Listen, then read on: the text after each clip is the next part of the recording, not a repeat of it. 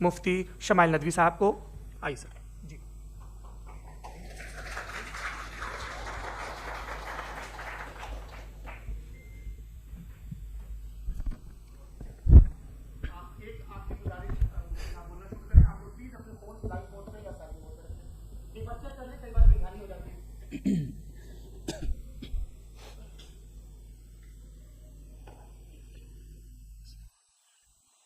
तमाम तारीफें उस क्रिएटर के लिए जिसने इस यूनिवर्स को एक मकसद के तहत पैदा किया है। रिस्पेक्टेड जनाब जावेद अख्तर साहब, मिस्टर सौरभ द्विवेदी और respected audience, thank you all for being here today. आज की डिबेट में चूंकि हम बात करने वाले हैं डज गॉड एग्जिस्ट के टॉपिक पर, तो ये एक ऐसा टॉपिक है जिसके मुताल्लिक कोई भी डिसीजन लेने के लिए अलग अलग स्टैंडर्ड्स हो सकते हैं। लिहाजा डिबेट के शुरू में यह जरूरी है कि हम ये जान लें कि आज के इस टॉपिक में कौन सा स्टैंडर्ड सही होगा और कौन सा गलत होगा। सबसे पहला स्टैंडर्ड जिसे मैं समझता हूं कि हमारे रिस्पेक्टेड जनाब जावेद अख्तर साहब बड़ी तेजी के साथ उसकी तरफ लपकेंगे, वो है साइंस।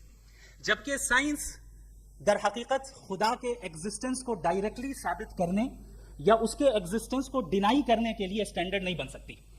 और उसकी वजह क्या है, ये मैं नहीं कह रहा, ये वो लोग कह रहे हैं जो साइंस के एक्सपर्ट्स हैं। नेशनल एकेडमी ऑफ साइंस कहती है Science doesn't have the processes to prove or disprove the existence of God. Why? क्योंकि साइंस का ताल्लुक एम्पेरिकल एविडेंस से है और एम्पेरिकल एविडेंसेस का ताल्लुक हमारे नेचुरल और फिजिकल वर्ल्ड से है, जबकि गॉड नॉन फिजिकल और सुपर नेचुरल रियलिटी है। लिहाजा नॉन फिजिकल रियलिटी को आप उस टूल के साथ नहीं चेक कर सकते जिसका काम फिजिकल रियलिटी को तलाश करना है। लिहाजा आज इस डिबेट में गॉड की एग्जिस्टेंस को साबित करने या उसे डिनाई करने में साइंटिफिक एविडेंस को एक्सेप्ट नहीं किया जाएगा। दूसरा स्टैंडर्ड हो सकता है रेविलेशन, कि रेविलेशन के जरिए हम यह साबित करें कि गॉड एग्जिस्ट करता है या नहीं। लेकिन यह स्टैंडर्ड भी आज इररेलेवेंट है। क्यों? क्योंकि रेविलेशन मेरे नजदीक सोर्स ऑफ नॉलेज है, वैलिड सोर्स ऑफ नॉलेज है, लेकिन हमारे जावेद अख्तर साहब के नजदीक ये वैलिड सोर्स ऑफ नॉलेज नहीं है। लिहाजा आज की डिबेट में मैं एक भी एविडेंस किसी भी मजहबी स्क्रिप्चर से नहीं दूंगा ताकि जावेद अख्तर साहब के लिए वो अनएक्सेप्टेबल ना हो। तीसरा जो मेयार हो सकता है वो है ऑब्जर्वेशन, कि भाई कोई कहे कि हमें खुदा दिखाओ, अगर है तो दिखाओ, या ये कि खुदा के एग्जिस्टेंस पर एम्पेरिकल एविडेंस दो, तो ये है दर हकीकत गलत टूल का इस्तेमाल करना। ये ऐसा ही है कि जावेद साहब मुझसे ये मुतालबा करें कि मुफ्ती साहब आप मेटल डिटेक्टर के जरिए प्लास्टिक डिटेक्ट करके दिखाएं। अब चूंकि प्लास्टिक डिटेक्ट नहीं हो पा रही है लिहाजा plastic does not exist. No, you are using the wrong tool. इस टूल से प्लास्टिक को डिटेक्ट नहीं किया जाता। लिहाजा मैं समझता हूं कि गॉड के एग्जिस्टेंस पर एम्पेरिकल एविडेंस का मुतालबा करना एक बचकाना मुतालबा है और हमारे रिस्पेक्टेड जनाब जावेद अख्तर साहब इस स्टेज से अब बहुत आगे निकल चुके हैं। अब बचता है एक ही स्टैंडर्ड, और वो स्टैंडर्ड है अक्ल, लॉजिक, रीजनिंग। और यही वो स्टैंडर्ड है जिसके तहत गॉड के एग्जिस्टेंस को साबित किया जाएगा या गॉड की एग्जिस्टेंस को डिनाई किया जाएगा। लेकिन चूंकि ये बहुत इंपॉर्टेंट और सेंसिटिव टॉपिक है, इसलिए लॉजिकल आर्ग्यूमेंट भी ऐसा होना चाहिए जो डेफिनेटिव हो, इनडेफिनेटिव ना हो, जो 2 और 2 4 की तरह बिल्कुल वाजे हो, जिसे लॉजिकली रिजेक्ट करना पॉसिबल नहीं हो। फॉर एग्जाम्पल हम कहें हमारे रिस्पेक्टेड मिस्टर सौरभ साहब, ये एक इंसान है और तमाम इंसान कॉन्शियस बीइंग है, लिहाजा नतीजा क्या निकला, हमारे सौरभ साहब भी कॉन्शियस बीइंग है। क्या ये इंडेफिनिट आर्ग्यूमेंट है या डेफिनेट आर्ग्यूमेंट है? ये डेफिनेट आर्ग्यूमेंट है। ये 2 और 2 की तरह वाजे है, इसमें किसी तरह जो है लॉजिकली इसको रिजेक्ट नहीं किया जा सकता। तो अगर आज हमारे जावेद अख्तर साहब ऐसी कोई अकली दलील और लॉजिकल एविडेंस दें खुदा के ना होने पर जो डेफिनेट भी हो, तो मैं ये ऐलान करता हूं कि यकीनन मैं उस एविडेंस को कबूल करूंगा और उस पर गौर करूंगा। लेकिन साथ में यह भी ऐलान कर देता हूं प्रेडिक्शन के तौर पर कि ऐसा कोई डेफिनेट आर्ग्यूमेंट कोई नहीं पेश कर सकता।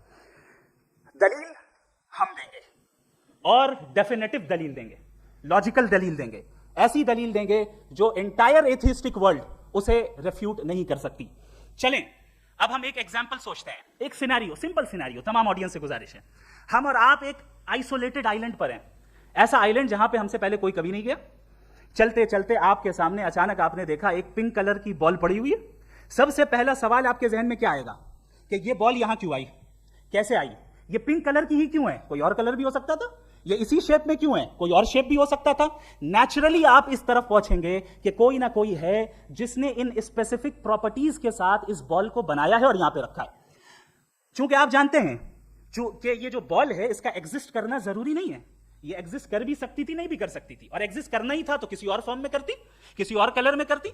अब आप इस बॉल को एक्सपैंड करते चले जाएं, एक्सपैंड करते चले जाएं, एक्सपैंड करते चले जाएं, यहां तक कि ये बॉल यूनिवर्स के साइज की हो जाए। बताइए कि क्या साइज के बढ़ जाने से सवाल बदल जाएगा? हरगिज नहीं बदलेगा, अभी भी सवाल रहेगा ये यूनिवर्स कहां से आया, इन स्पेसिफिक प्रॉपर्टीज के साथ कहां से आया, क्यों आया, किसने बनाया, ये सवाल उस वक्त भी वैलिड रहेगा। लेकिन ये सवाल अगर हम जनाब जावेद अख्तर साहब से करें तो चूंकि इनका वर्ल्ड व्यू एथिस्टिक है, और सिर्फ इनका नहीं, मतलब जितने भी एथिस्ट हैं और एथिस्टिक वर्ल्ड व्यू को रखने वाले से अगर आप ये सवाल करें कि ये यूनिवर्स कहां से आया, तो इनका जवाब या तो आर्ग्यूमेंट फ्रॉम इग्नोरेंस होगा या डॉगमेटिक होगा। या तो ये कहेंगे कि मुझे नहीं पता कि ये कहां से आया, लिहाजा गॉड डज नॉट एग्जिस्ट, ये आर्ग्यूमेंट फ्रॉम इग्नोरेंस है। या ये कहेंगे कि ये यूनिवर्स खुद ब खुद बन गया, इसका मतलब ये है कि उस बॉल को भी खुद ब खुद बन जाना चाहिए। लेकिन बॉल के ताल्लुक से ये एक्सप्लेनेशन एक्सेप्ट नहीं की जाएगी कि ये खुद ब खुद बन गई, लेकिन यूनिवर्स के ताल्लुक से कर दिया जाएगा। इसे हम दूसरे अल्फाज में डॉगमा भी कह सकते हैं।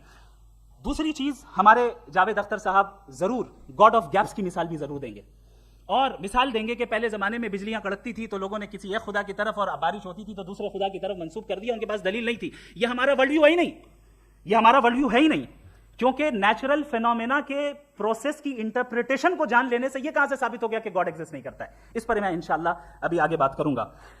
आप हजरात ये भी देखेंगे, और मैं ये एक्सपेक्ट करता हूं कि हमारे रिस्पेक्टेड जनाब जावेद अख्तर साहब जरूर इमोशनल आर्ग्यूमेंट्स भी देंगे, जो कि एक लॉजिकल फेलेसी है जब बात आती है ट्रूथ को डिसाइड करने में। क्यों? मिसाल के तौर पर वो कहेंगे कि अगर गॉड है तो इविल क्यों एग्जिस्ट करता है, जबकि मैं कहता हूं इविल का एग्जिस्ट करना गॉड के एग्जिस्ट करने की दलील है, उसके खिलाफ नहीं है। क्योंकि अगर गॉड है तो हम सब उसके सामने अकाउंटेबल हैं, और अगर हम अकाउंटेबल हैं तो अकाउंटेबिलिटी के लिए इविल का मौजूद होना जरूरी है, उसके बगैर हम अकाउंटेबल नहीं हो सकते। और अगर हम अकाउंटेबल नहीं हैं तो हम जनाब जावेद अख्तर साहब से पूछेंगे कि आप बताएं कि फिर सफरिंग इस दुनिया में क्यों है? अगर खुदा नहीं है तो सफरिंग क्यों है? और उन लोगों के जज्बे का क्या जिनके अंदर सफरिंग के बाद इंतकाम लेने का जज्बा पाया जाता है और वो इस दुनिया से ऐसे ही चले गए, क्या उनकी सारी तकलीफें बेकार चली जाएंगी? अब आ जाएं उसी एग्जांपल की तरफ कि बॉल, मुझसे अगर कोई पूछे इस बॉल को किसने बनाया या इस एक्सपेंडेड बॉल को किसने बनाया, मैं कहूंगा कि चूंकि ये यूनिवर्स और इस यूनिवर्स की तमाम चीजें कॉन्टिंजेंट हैं। कॉन्टिंजेंट होने का मतलब ये होता है कि जो अपने एग्जिस्टेंस पे किसी के ऊपर डिपेंड करती हो, तो जाहिर है ये यूनिवर्स कॉन्टिंजेंट है। और अगर कोई चीज कॉन्टिंजेंट नहीं है तो मैं रिक्वेस्ट करूंगा कि मुझे दिखा दें कि कौन सी चीज यूनिवर्स में कॉन्टिंजेंट नहीं है, हम भी जरा गौर कर लें और हम भी देख लें। और जब कॉन्टिंजेंट चीजें मौजूद है तो फिलोसोफर्स की इस्तिलाह के मुताबिक, हम उस टर्मिनोलॉजी के मुताबिक, हम उस जगह तक पहुंचते हैं और उस हस्ती तक पहुंचते हैं जिसे नेसेसरी बीइंग कहा जाता है, कि ये वो नेसेसरी बीइंग है जिसका मौजूद ना होना नामुमकिन हो। क्योंकि अगर ये मौजूद ना हो तो सारी चीजें एग्जिस्टेंस में आएंगी ही नहीं, और ये सारी कॉन्टिंजेंट चीजें उसी के ऊपर डिपेंड करती हैं। अब अगर आप ये सवाल करते हैं तो फिर उस हस्ती को किसने बनाया, फिर उसका कॉज क्या है, फिर उसका कॉज क्या है, फिर उसका कॉज क्या है, और एंडलेसली चले जाएं, इसे हम कहते हैं इन्फिनिट रिग्रेस ऑफ कॉजेस, जो कि लॉजिकल फेलेसी है। कॉन्सेप्चुअली इन्फिनिटी पॉसिबल है। मिसाल के तौर पे न्यूमेरिकल्स 1 2 3 गिनते चले जाएं, इन्फिनिट नंबर्स हैं। मैं कॉन्सेप्चुअली बात नहीं कर रहा, प्रैक्टिकली रियलिटी में साबित करके दिखाएं कि infinite regress of causes possible है या नहीं। अगर पॉसिबल है तो हम मान लेंगे, मिसाल दे दें, और पॉसिबल नहीं है तो एक ही ऑप्शन बचता है जिसे हम कहते हैं नेसेसरी बीइंग। ऐसी नेसेसरी बीइंग जो इंडिपेंडेंट है, क्योंकि अगर वो डिपेंडेंट हुई तो वो नेसेसरी नहीं रहेगी। ऐसी इंडिपेंडेंट बीइंग जो इटर्नल है, अगर वो इटर्नल नहीं होगी, उसकी बिगिनिंग होगी, तो वो खुद कॉन्टिंजेंट है। ऐसी बीइंग जो पावरफुल है, क्योंकि कॉन्टिंजेंट को एक्चुअलाइज करने के लिए पावर चाहिए। ऐसी बीइंग जो इंटेलिजेंट है और नॉलेजेबल है, क्योंकि ये यूनिवर्स स्पेसिफिक फॉर्म और स्पेसिफिक लॉज ऑफ नेचर के तहत प्रिसाइजली चल रहा है। थैंक यू मुफ्ती साहब। मैं इन दलीलों के बाद जावेद अख्तर साहब से गुजारिश करूंगा, आप बैठ के बोलना चाहेंगे? जी।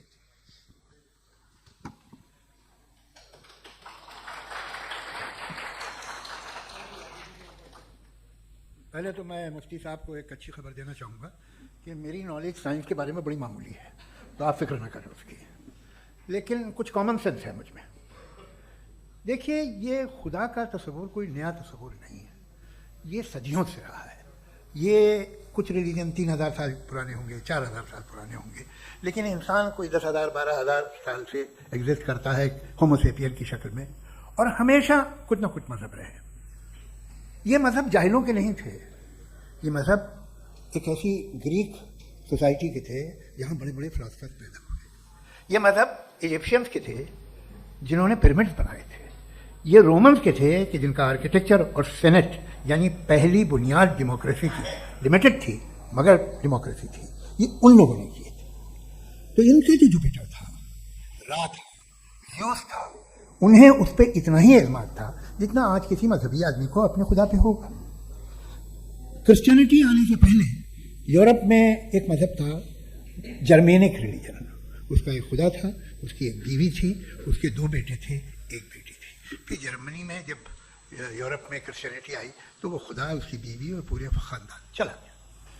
तो अगर हम हिस्ट्री देखें तो खुदा जो है वो ज़्यादातर फ़नी है, वो हमेशा रहे नहीं। और वो जो लोग इन्हें मानते थे उनको आप कहें वो तो जाहिल थे, उन्हें तो कुछ पता ही नहीं था। ऐसा नहीं है, वो अपने वक्त में बड़े काबिल लोग थे और अपने वक्त में उन्होंने बड़े बड़े काम किए हैं, फिलोसफर थे, साइंटिस्ट थे। लेकिन उनका मजहब कहाँ गया, उनके खुदा कहाँ गए? आज जो खुदा हैं दुनिया में लोग उन्हें मानते हैं। आपको क्या मालूम कि कितने वर्षों के बाद क्या होने वाला है? हम यूरोप में देखते हैं तो चर्च खाली है। तो वक्त के साथ चीजें बदलती हैं। जहां तक इसका ताल्लुक है मजहबों का, हर मजहब आपसे एक चीज मांगता है, फेथ। ये फेथ क्या चीज होती है? What is the difference between faith and belief? ये तो बहुत ही अहमकाना बात होगी कि कोई आदमी कहे साहब अगर खुदा है तो मुझे दिखाइए। ये तो जाहिलाना बात हुई। मैंने तो नॉर्थ पोल नहीं देखा, मगर मैं मानता हूँ कि नॉर्थ पोल है। मैं क्यों मानता हूँ? इसलिए कि अगर ये दुनिया राउंड है तो उसका कोई जवाब होगा। कुछ लोग हैं जो वहाँ गए भी हैं, कॉमन सेंस कहता है कि ऐसा होगा, सबूत है, गवाह है, रीजन है। तो ये मेरा फेथ नहीं है। तो फेथ में और बिलीफ में डिफरेंस क्या है? जो मजहब मांगता है आपसे, हर मजहब फेथ मांगता है। फेथ का मतलब ये है कि ना कोई गवाह हो, ना कोई सबूत हो, ना कोई रैशनल हो, ना कोई लॉजिक हो, ना कोई प्रूफ हो, मगर तुम एक बात को मानो। ये है फेथ। वरना बिलीफ होता। अगर इसमें कुछ भी सबूत होते, गवाह होते तो फिर इसे आप बिलीफ कहते हैं। जैसे मेरा बिलीफ है कि नॉर्थ पोल है, मेरा फेथ थोड़ी है। फेथ इन तमाम शर्तों को रद्द करता है। तो फिर स्टुपिडिटी क्या है? अगर मैं एक बात ऐसी मानूं जिसकी ना कोई लॉजिक है, ना कोई रैशनल है, ना कोई प्रूफ है, ना कोई गवाह है, ना कोई सबूत है, और मैं उसे मानूं, तो ये स्टुपिडिटी हुई। इसे ही भाई कल को मैं यकीन कर लूं कि एलॉन मस्क जो है मेरा भाई है, तो मुझे इंतहाई खुशी होगी, सुकून भी बहुत मिलेगा मुझे। लेकिन और कहे भाई क्यों मानते हो, क्या सबूत है भाई, वो तो अमेरिकन है और तुम तो इंडियन हो, वो तो नस्ल अलग है, तुम्हें कभी मिले भी नहीं। साहब देखिए मेरा फेथ है, इस पर बात तक किया। फेथ का मतलब ही यह है कि आप प्रूव नहीं कर सकते। अगर आप प्रूव कर सकते हो तो फेथ की जरूरत है। फिर तो आप बात करिए, आप कितनी बहस कर लीजिए। अल्टीमेटली दुनिया का हर मजहब फेथ पे टिका है, और फेथ का मतलब है एक ऐसा यकीन जिसका कोई सबूत, कोई गवाह, कोई रैशनल नहीं। अब आप ये कहें, क्या आप ये क्यों कह रहे हैं कि साहब ये कायनात किसने बनाई? कमाल ये है कि आपने बताया कि एक आइलैंड पे गए और एक बॉल देखी। आपने ये नहीं कहा कि आइलैंड किसने बनाया, आपको सिर्फ बॉल पे हैरत हुई। हमने आइलैंड पे हमने हैरत नहीं की, होते हैं आइलैंड। इसी तरह ये आइलैंड है, सितारे, ये गैलेक्सीज, ये सब आइलैंड हैं खला में। हम उन्हें टेकन फॉर ग्रांटेड लेते हैं, हम पूछते नहीं किसने बनाए। आपने जजीरे के बारे में भी नहीं पूछा है। मेरी पैदाइश कैसे हुई? क्या मैं प्लान पैदा हुआ था? I was plan to be born, या एक लकी स्पर्म था जो किसी एक से चिपक गया? मेरी पैदाइश रैंडम। और इंसान जिसे आप कहते हैं, इंसाफ का तो नेचर से कोई वास्ता ही नहीं। जो आप कहते हैं कि एक दिन इंसाफ मिलेगा, इंसाफ is a human concept, nature में कोई इंसाफ नहीं। अगर शेर हिरन को खा जाता है तो उसे कोई सजा नहीं मिलती। अगर एक आंधी आती है और हरे भरे पेड़ों को उखाड़ के फेंक देती है तो आंधियों की जेल नहीं होती है। नेचर में इंसाफ नहीं, इसलिए वो नेचर को इंसाफ की जरूरत भी नहीं। नेचर तमाम एक है। अब हम कहें कि साहब ये देखिए जो मैंने खाना खाया था, ये मेरी आंख तो नहीं यूं कर दिया उसे, तो इसे सजा मिलनी नहीं, वो सिस्टम है, ऐसे ही चल रहा है। नेचर बगैर इंसाफ के है। इंसाफ इज अ ह्यूमन कॉन्सेप्ट। तो जो आपसे कहता है कि मैं तुम्हें इंसाफ दूंगा, वो इंसानी जहन की पैदा है। ये नेचुरल है ही नहीं, ये आसमानी है ही नहीं। नेचर का तस्वुर, इंसाफ का तस्वुर। भाई आप साथ मिलते हैं, अब आप लेफ्ट हैंड ड्राइव करते हैं, ये क्या है? तमाम सच, तमाम नेकी, तमाम शराफत लेफ्ट हैंड ड्राइव है। वरना क्या होगा, या तो आप क्रॉस कर देंगे, आपका एक्सीडेंट हो जाएगा, या किसी को मार देंगे, या ट्रैफिक जैम हो जाएगा। झूठ, बेईमानी, रिश्वतखोरी, ये तमाम जो है driving on the wrong side, इसके ऊपर कुछ नहीं। ये तो हमने बनाया, जैसे हमने लेफ्ट हैंड ड्राइव बनाई है। ये कॉन्सेप्ट ऑफ इंसाफ जो है ये हमारा है, इसका नेचर से कोई वास्ता नहीं। शेर खा जाता है हिरन को, उसे जेल होती है क्या? कुछ भी है ही नहीं। तो ये जो दुनिया के रिलीजन प्रॉमिस करते हैं आपसे इंसाफ, इसी से मालूम होता है कि मैन मेड है। ये तसव्वुर कहीं और का है ही नहीं। जो नेचर है, कुछ लोग कहते हैं नेचर ही खुदा है, तो नेचर में तो इंसाफ नहीं कहीं। और आप वादा कर रहे हैं कि तुम्हें मरने के बाद इंसाफ मिलेगा। मुझे अगर मिलेगा तो मैं बहुत खुश हूंगा, लेकिन मैं यकीन नहीं कर पाता, इसलिए कि मैं फेथ नहीं पैदा कर सकता। The very fact that religion demand faith, इसका मतलब है कि उनके पास जस्टिफिकेशन नहीं है। अच्छा साहब, फिर रिलीजन अगर मॉडरेशन में है, कोई सा भी है, वो आप में कुछ खूबियां भी पैदा करता होगा, देखिए उससे ये फायदा है वो फायदा है। अल्कोहल जो है वो ज्यादातर दवाओं में यूज होती है, और एक सर्वे किया गया था अमेरिका में कि लॉन्जिटिविटी किन लोगों की है, तो एक तरफ वो लोग थे जो शराब पीते ही नहीं थे, और एक तरफ वो थे जो एक बोतल शराब रोज पीते थे। सबसे ज्यादा लंबी उम्र की है जो 2 पैक नाप के शराब पीते हैं और खाना खाते हैं। मगर हम शराब को बुरा समझते हैं, मैं भी बुरा समझता हूँ। क्यों? ऐसा होता नहीं। कुछ चीजों में आदत होती है जो बढ़ती है। आज तक में एक आदमी दूध पीता है, आप 10 साल बाद भी मिलेंगे तो एक ही गिलास पीता होगा। ऐसा नहीं होता, सुबह से दूध पीता रहता है। मिल्कोहलिक में नहीं देखे, अल्कोहलिक होते हैं। ये टेंडेंसी है मजहब की कि वो बढ़ता है, जैसे कैंसर बढ़ता है, जैसे शराब बढ़ती है। कुछ लोग होंगे जो उसे सही तरह से यूज करते हैं। मुझे यकीन है कि हमारे मुफ्ती साहब भी उनमें से हैं, बहुत खुशी हुई मदद से मिलकर। लेकिन कितने लोग हैं कि आज आप देखते हैं दुनिया में जो तबाहियां हैं, इनमें कितना हाथ है उन लोगों का जो बिलीवर कहते था मजहब ये नहीं कहता, ना कहता होगा, मगर जब ये मजहब पीते हैं तो ऐसे बिहेव करते हैं। थोड़ा सा अगर हो तो शायद बहुत अच्छी बात, लेकिन शराब थोड़ी सी नहीं रहती, उसमें टेंडेंसी है। पहले थोड़ा सा अगर 2-3 कैंसर के सेल हो ना बॉडी में तो आदमी सिम रहेगा, लेकिन वो 2-3 सेल नहीं रहते, वो मल्टीप्लाई होते हैं। जावेद साहब, टाइम पूरा हो गया। टाइम हो गया, तो बस बात खत्म हो गई। अच्छा, मुझे कुछ और कहने को था भी नहीं। जी, मैं पहले जवाबी दौर के लिए इनवाइट कर रहा हूं मुफ्ती साहब को। Your rebuttal round 1, you have 7 minutes.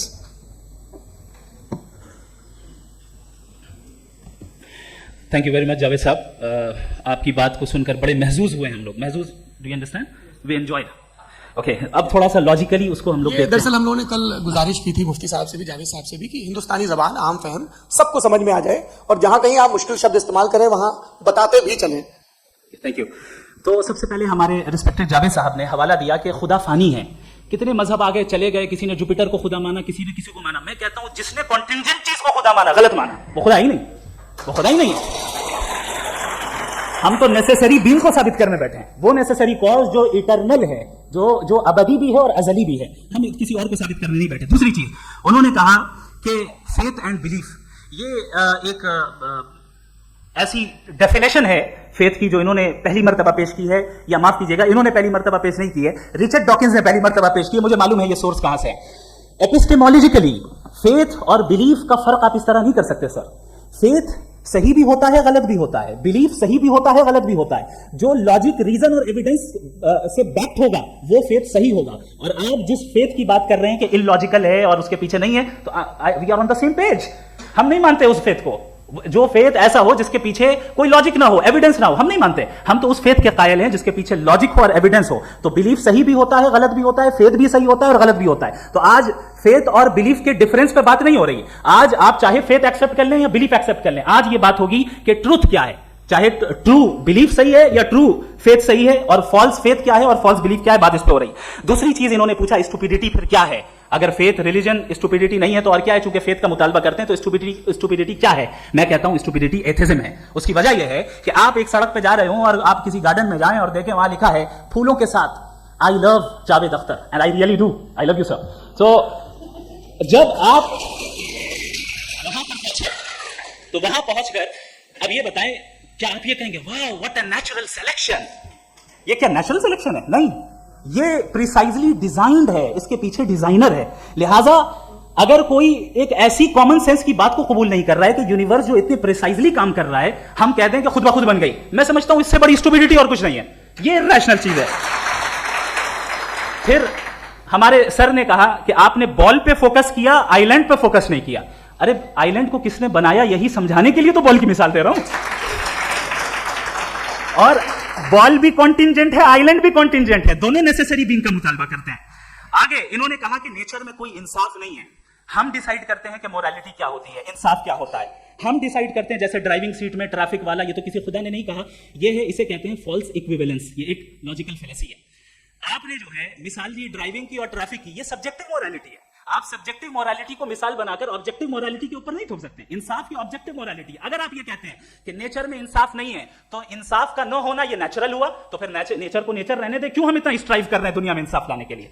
ये तो इलॉजिकल बात है, इरैशनल बात है। इसलिए बहुत सी चीजें ऐसी हैं जो ऑब्जेक्टिवली जो है इविल या गुड है, और बहुत सी चीजें ऐसी हैं जो सब्जेक्टिवली है। सब्जेक्टिवली जो मोरल होता है या इमोरल होता है, उसको हम सोशल कंसेंसस से या पर्सनल प्रेफरेंस से डिसाइड करते हैं। लेकिन जो ऑब्जेक्टिव मोरालिटी है, जिसमें इंसाफ आया, जो इन्होंने बार बार रिपीट किया, ये ऑब्जेक्टिव है, सब्जेक्टिव नहीं है। अगर आप कहते हैं ये सब्जेक्टिव है, तो मेरा सवाल आपसे ये है, क्या सोशल कंसेंसस के जरिए अगर जुल्म को सही करार दे दिया जाएगा तो आप जुल्म को जस्टिफाई करेंगे? दूसरी चीज इन्होंने ये कहा कि 2 पैक शराब पी लें तो वो उतने पे नहीं रहता, बढ़ जाता है। यही मामला मजहब के साथ है। 2 पैक आप पी लें बढ़ेगा। तो ये एक ऐसी मिसाल है, इसको कहीं भी फिट कर लें कि आप एथिज्म पे जब फिट करें, जब आप 2 पैक एथिज्म का लेंगे ना, तो वो बढ़ बढ़ के नॉर्थ कोरिया बनेगा। Thank you.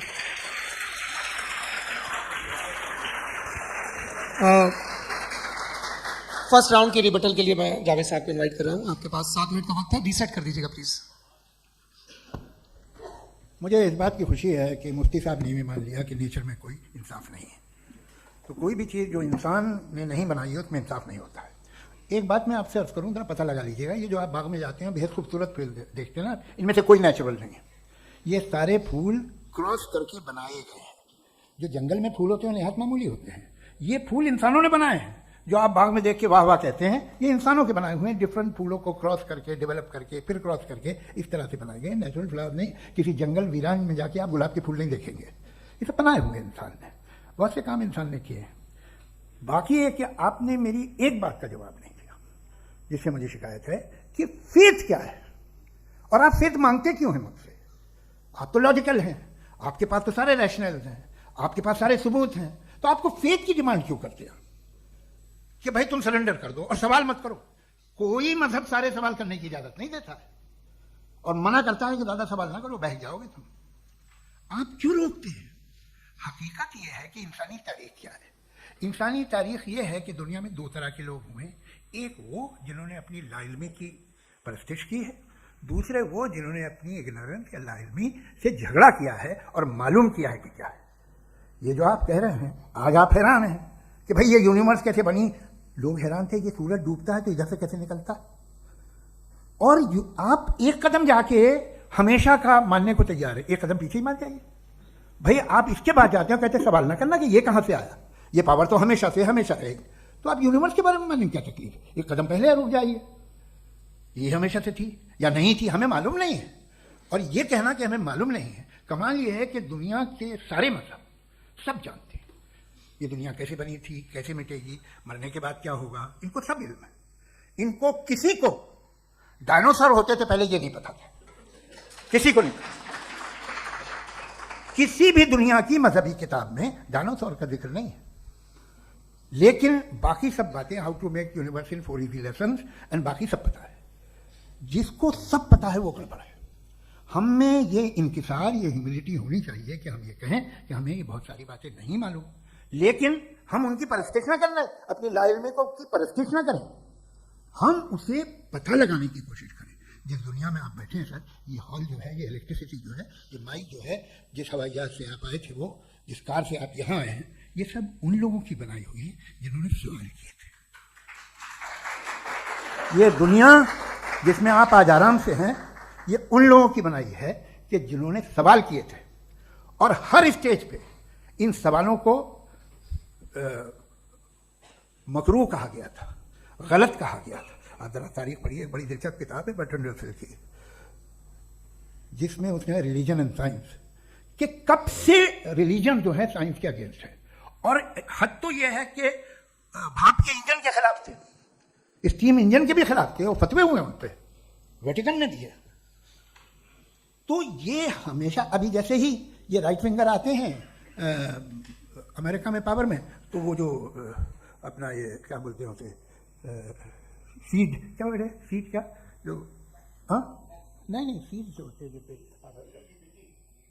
जी, नहीं भाई, वो जो ह्यूमन बॉडी के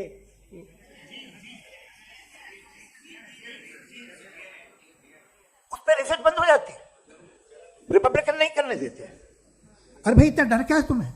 एक जमाने में बहुत नाराज थे ये सारे मजहबी लोग कि ये इंसान तो इंसान बनाने की कोशिश कर रहा है, आपको क्या तकलीफ भाई, बना ले तो बना लेने दो, ये खौफ क्या है? और ये सब आज जो आप कह रहे हैं नामुमकिन है, ये कैसे हुआ? मुझे एक किस्सा याद आता है। जब मैं छठी क्लास में था तो मैं मैथमेटिक्स में बहुत वीक था, एक टीचर रख दिया गया, उसने 1 2 3 4 5 6 7 तो सिखा दिया मुझे, वो दिन में भूल नहीं सकता हूँ मुफ्ती साहब। जिस दिन उसने ये बताया कि 1/2 क्या होता है और 3/4 क्या होता है, मुझे ऐसा लगा कि मेरा सर बीच से फट जाएगा। ये आदमी कह रहा है कि दीवार के अंदर जाओ वॉक करते हुए, आज हंसता हूँ इस बात पे। तो आज जो बातें आपके जहन से बिल्कुल परे हैं और आप हैरान होते हुए देख के, एक वक्त आएगा कि मामूली लगेंगे, और हुआ है। आपकी इंसानी तारीख ही है। इतनी जल्दी सारे फैसले आप मत कर लीजिए, थोड़ा ये ह्यूमिलिटी रखिए कि भाई ये हमें नहीं मालूम।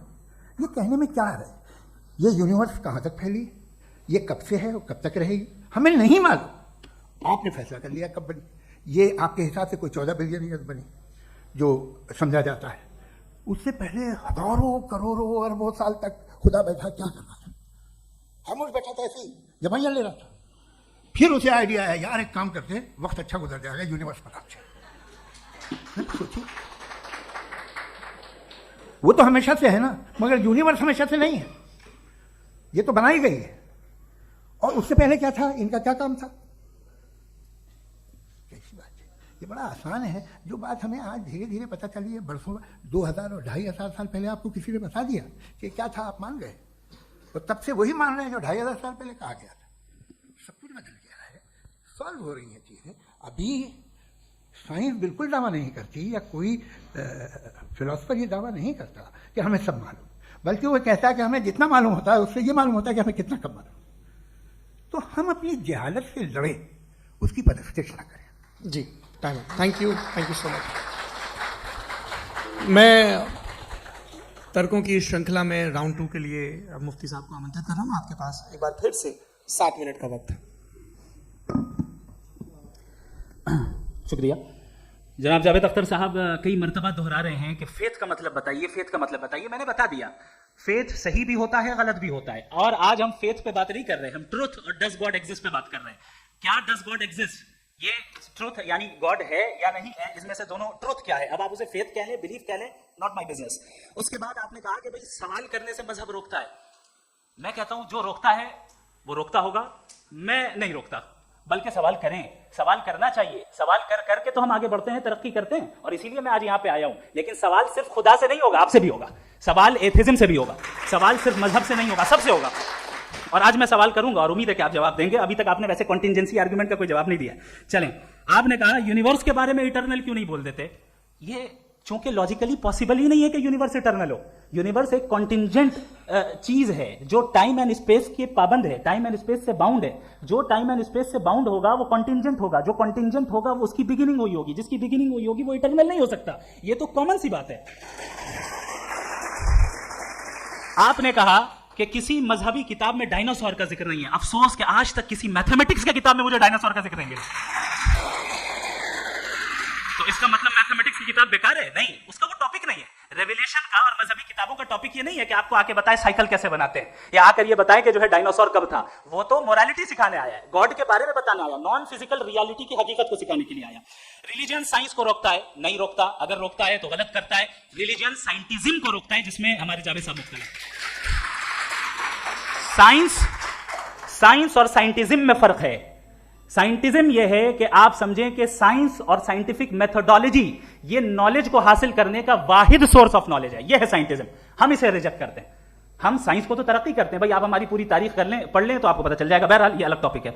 उसके बाद इन्होंने एक लफ्ज कहा, वेटिकन ने फतवा दिया। वेटिकन का फतवे से कोई ताल्लुक नहीं है, दोनों कॉन्ट्राडिक्टरी अल्फाज हैं। उसके बाद उन्होंने कहा कि भाई हमें नहीं मालूम, अगर नहीं मालूम तो क्लियरली कह देना कि नहीं मालूम है, इसमें क्या हरज है। तो वही तो मैं कह रहा हूं ना कि आप कह दें कि नहीं मालूम, लेकिन क्लेम क्यों कर रहे हैं कि गॉड एग्जिस्ट नहीं कर रहा है। आप कह दें नहीं मालूम है, हो सकता है हो सकता ना हो, लेकिन आप क्लेम कर रहे हैं। The moment you say God does not exist, this is a claim, and now the burden of proof is upon you too, जैसे हमारे ऊपर है। और क्यों है मैं बताता हूं, क्यों है ये भी मैं बताता हूं। फिलोसॉफिकली जो क्लेम होता है ना, सिर्फ ये नहीं होता कि इंसान कहे पॉजिटिव क्लेम करे और नेगेटिव क्लेम करे तो बर्डन ऑफ प्रूफ नहीं है। आप मिसाल के तौर पे मैं कहूं कि फुला उस कमरे में कोई नहीं है, मैंने एक नॉलेज का क्लेम किया है, उस कमरे में कोई नहीं है, मैंने एक नॉलेज का क्लेम किया। या तो मैं कहूं मुझे नहीं पता, हो भी सकता है नहीं भी हो सकता, this is not a claim. लेकिन जब मैं कह रहा हूं कि वहां कोई नहीं है या मैं कह रहा हूं वहां कोई है, दोनों क्लेम है और दोनों के ऊपर बर्डन ऑफ प्रूफ है। हमारे ऊपर भी बर्डन ऑफ प्रूफ है, मैंने कंटिजेंसी आर्गुमेंट दिया, इसे तोड़कर दिखाइए। आखिरी चीज, इन्होंने कहा कि खुदा दुनिया बनाने से पहले 150 साल पहले या करोड़ों साल पहले क्या कर रहा था। अरे हजरत, चलें बहरहाल मैं जवाब दे देता हूं, आप हमारे रिस्पेक्टेड पर्सनालिटी हैं, अगर आप नहीं होते तो मैं ऐसे एंटरटेन ही नहीं करता। टाइम, ये 100 साल पहले या 100 साल बाद, पहले बाद में अभी, ये वो अल्फाज है जिनका ताल्लुक टाइम से है। टाइम शुरू ही हुआ है यूनिवर्स की बिगिनिंग के बाद, तो उसके पहले खुदा क्या कर रहा था, सवाल इलॉजिकल है, ये फेलेसी है। यानी आप ये कह रहे हैं कि यूनिवर्स के बनने से पहले खुदा क्या कर रहा था, टाइम के बनने से पहले, पहले का ताल्लुक टाइम से, टाइम उस वक्त था ही नहीं, तो ये सवाल ही इनवैलिड है खुदा के ताल्लुक से। दूसरी चीज, आर्ग्यूमेंट ऑफ कंटिजेंसी जो मैंने आपके सामने पेश की है, आपने बार बार ये प्रूफ किया और ये कह रहे हैं कि गॉड ऑफ गैप्स। देखिए पहले नहीं मालूम था, साइंस ने कर दिया। सिंपल की मिसाल से मैं समझा देता हूं। जिस गैप्स की आप बात कर रहे हैं ना, साइंस उन गैप्स को जिन चीज के जरिए भी प्रूव करेगा वो कॉन्टिजेंट ही होगा, अब चाहे वो फोर्स हो, मैटर हो या एनर्जी हो। लिहाजा सवाल हमारा उस वक्त भी वैलिड होगा जब तक कि आप नेसेसरी बीइंग पे ना आ जाए, और इन्फिनिट रिगरेस पॉसिबल नहीं है of causes in practical world, तो जाहिर है कहीं रुकना पड़ेगा, जहां रुकेंगे वही खुदा है। दूसरी चीज, आपने ये कहा, क्या कह रहा था मैं, किस point, what, oh no, after that, just now, हाँ, जहां रुकेंगे वही खुदा है। बहरहाल तो टाइम का जिक्र हो गया, गॉड ऑफ गैप, सॉरी, या इसकी एक मिसाल आप ले लें। एक कार है, एक साहब ने देखा कि भाई कार जो है उसके व्हील्स कितने अच्छे लगे हुए हैं, सही जगह पे, स्टीयरिंग जो है कितने अच्छे जगह पे लगी हुई, और सीट्स कितने वेल डिजाइंड है, कितनी प्रिसाइजली ये कार काम कर रही है, तो जरूर कोई ना कोई इसे क्रिएट किया है, किसी ने क्रिएट किया है। अब जावेद साहब आए और कहे अरे जनाब बोनेट खोलिए, इसमें इंजन है, इंजन इस कार को चला रहा है, hence prove no one has created the car. This is illogical, this is irrational. आपने इंजन के जरिए उस गैप को तो साबित किया, लेकिन क्या उससे कार की जो क्रिएशन है और उसका जो क्रिएटर है ये इंपॉसिबल हो जाए, ऐसा पॉसिबल है? उसका सवाल खत्म हो जाए, ऐसा पॉसिबल है? नहीं। आपने गैप्स को फिल करके, कॉन्टिंजेंट चीजों से गैप्स को फिल करके हमारे ऑब्जर्वेशन को और ब्रॉड कर दिया। अब हमें और पता चल गया कि ये जो कार है इसका सिस्टम कितना ज्यादा कॉम्प्लेक्स है। पहले कम समझते थे, अब कॉम्प्लेक्सिटी और ज्यादा वाजे हो गई। अब हमें समझ में आ रहा है कि हमारी सर्टेनिटी और बढ़ गई कि जरूर इस कार को किसी ना किसी ने बनाया। यही मामला यूनिवर्स का है। साइंस हमेशा फिजिकल वर्ल्ड की चीजों को ही फिल करती जाएगी और फिजिकल चीजों से ही करती जाएगी, क्योंकि एम्पेरिकल एविडेंस का ताल्लुक फिजिकल वर्ल्ड से है। आप साइंस के जरिए मेटाफिजिकल रियलिटी को कभी साबित नहीं कर सकते। ये रॉन्ग टूल का इस्तेमाल करना है। ये वही काम है कि आप मेटल डिटेक्टर से प्लास्टिक डिटेक्टर करने चलें, जो कि जाहिर है सही नहीं है। थैंक यू जी। ये आर्ग्यूमेंट का राउंड 2 है। हाँ। 7 मिनट है। पहले तो मैं आपसे अर्ज करूं कि आपने कहा कि जब कायनात ही नहीं थी तो वक्त भी नहीं था, कुछ भी नहीं था। कैसे नहीं था? खुदा था, एक एग्जिस्टेंस तो था ना खुदा का। तो जब खुदा था तो वक्त भी होगा। ऐसा नहीं है कि कुछ भी नहीं था, खुदा था। अच्छा, बाकी है कि आपने कहा साहब आप साबित कीजिए, आपके पास भी लॉजिक है या मेरे पास भी लॉजिक है। आप मेरा जिम्मेदारी नहीं है साबित करना कि खुदा है। बर्टन रसल ने बड़ी अच्छी बात कही। बर्टन रसल ने बड़ी अच्छी बात कही। मैं आपसे अगर ये दावा करूं कि एक चाय की केतली मरीख के चारों तरफ घूम रही है, मार्स के चारों तरफ, तो यह आपका काम नहीं है कि आप साबित करें कि कोई चाय की केतली नहीं है। ये मेरा काम है, मैंने दावा किया है। ये दावा तो मजहबी लोग करते हैं कि खुदा है। मैं क्यों साबित करूं कि नहीं है? जब तक आप मुझे कन्विंस नहीं कर देंगे मैं नहीं मानूंगा। आपकी जिम्मेदारी है, मेरी जिम्मेदारी नहीं है। दोयम ये कि ये जो आप कह रहे हैं, जो गैप्स हैं, ये गैप जब जब किसी मजहब को चैलेंज करते हैं जब ऐसा कोई बात आती है तो हंगामा हो जाता है कि जब वो चैलेंज करें किसी फेथ को। ये तमाम साइंस जो है इसे मुख्तलिफ जगहों पे मुख्तलिफ वक्तों में मजहब ने रोकने की कोशिश की है। ये किताब है रिलीजन एंड साइंस बर्टरांड रसल की, पढ़िएगा, अच्छी लगेगी आपको। तारीख ही है साइंस मजहब की, साइंस से उसका यही रिश्ता है। अच्छा, अब ये हम सोचें कि बहरहाल ये वजूद जो है मजहब और ये बिलीव इन गॉड इंसान को बेहतर बना देता है, तो एक काम कीजिए, हिंदुस्तान वर्ल्ड का नक्शा लीजिए और मार्क कीजिए कि रिलीजन कहाँ कहाँ ज़्यादा है, कहाँ कहाँ, चाहे वो लैटिन अमेरिका हो या मिडल ईस्ट हो या फार ईस्ट हो या हिंदुस्तान के वो इलाके जहाँ मजहबियत ज़्यादा है। रख दीजिए नक्शा अलग। अब दूसरा नक्शा कि कहाँ कहाँ नाइंसाफ़ी, रिप्रेशन, औरतों के हुकूक की पामाली, जुल्म, डिक्टेटरशिप कहाँ है, नक्शा एक ही होगा। तो आप मुझे बताएं कि जो इसका तरकीब इस्तेमाल क्या है, खुदा का तरकीब इस्तेमाल तो बताइए। आप छोटी सी दवा सड़क पे बेचते हैं, उसकी भी तरकीब इस्तेमाल बताते हैं। इसके इस्तेमाल से तो फायदा नहीं हुआ किसी को। जो सारे के सारे खराब मुल्क हैं, खराब समाज है, वो सारे जुल्म खुदा के नाम पे करते हैं। वो गलत करते हैं, सही करते हैं, मुझे क्या लेना देना उससे। इस्तेमाल से मालूम होता है ना। एक विस्की की बोतल कभी शायद देखी हो आपने, लाल रंग की होती है, उसमें रोशनी और छिपड़ी जाए खूबसूरत लगती है, क्या बिगाड़ रही है किसी का, उसका इस्तेमाल गलत है, इसलिए आप उसे नापसंद करते हैं। इसका इस्तेमाल गलत है, इस तसव्वुर का इस्तेमाल ही गलत है और हमेशा से गलत हुआ है। आप देखिए, इंसानी तारीख देख लीजिए, आज देख लीजिए, हिंदुस्तान देखिए, दुनिया देख लीजिए, क्या हो रहा है। इसे कैसे इस्तेमाल कर रहे हैं फेथ वाले लोग, क्या फेयर हैं, जस्ट हैं, जो अपने खुदाओं पे यकीन रखते हैं, वो किस तरह के लोग, वो लोगों को इंसाफ देते हैं, वो बेहतर इंसान बने। तो इस दवा का फ़ायदा क्या है? चलो बहुत फ़ायदा हो रहा तो मैं इस्तेमाल कर लूँगा, मुझे तो इस दवा का कोई फ़ायदा दिखता ही नहीं। मुझे तो ऐसा लगता, मैं एक और बात बताऊँ, अगर कोई आदमी मजहबी है और अच्छा आदमी है तो मैं उसकी बहुत इज्जत करता हूँ, इसलिए कि मेरा ख्याल है मजहबी आदमी का अच्छा होना मुझसे अच्छा होने से ज़्यादा मुश्किल है। भाई हर चीज़ की एक लिमिट है, आप इतना भाग सकते हैं, इतना नहीं भाग सकते, इतना वजन उठा सकते, इतना नहीं उठा सकते, इतना दूर देख सकते हैं, इतना दूर नहीं देख सकते। उसी तरह कॉमन सेंस कहता है कि आप में नेकी का भी एक कोटा होगा। अब आप अगर सुबह जाते हैं अपनी इबादत गाह और इबादत करते हैं तो बाहर निकलते हैं तो आप तो यही महसूस करते हैं कि आपने एक बहुत अच्छा काम किया, आपकी नेकी का एक बहुत बड़ा कोटा खर्च हो गया जिससे किसी का कोई फायदा नहीं होगा। मैं तो नहीं जाता हूँ तो मुझे तो किसी को खाना खिलाना पड़ेगा, किसी बेवा की मदद करनी पड़ेगी, मैं अपना कोटा कैसे कंज्यूम करूँ? आप अपना कोटा, सारे मजहबी लोग इंतहाई यूजलेस कामों में यूज करते हैं। उसके बाद भी अगर आपने बच्ची है थोड़ी सी शराफत तो भाई वाह क्या।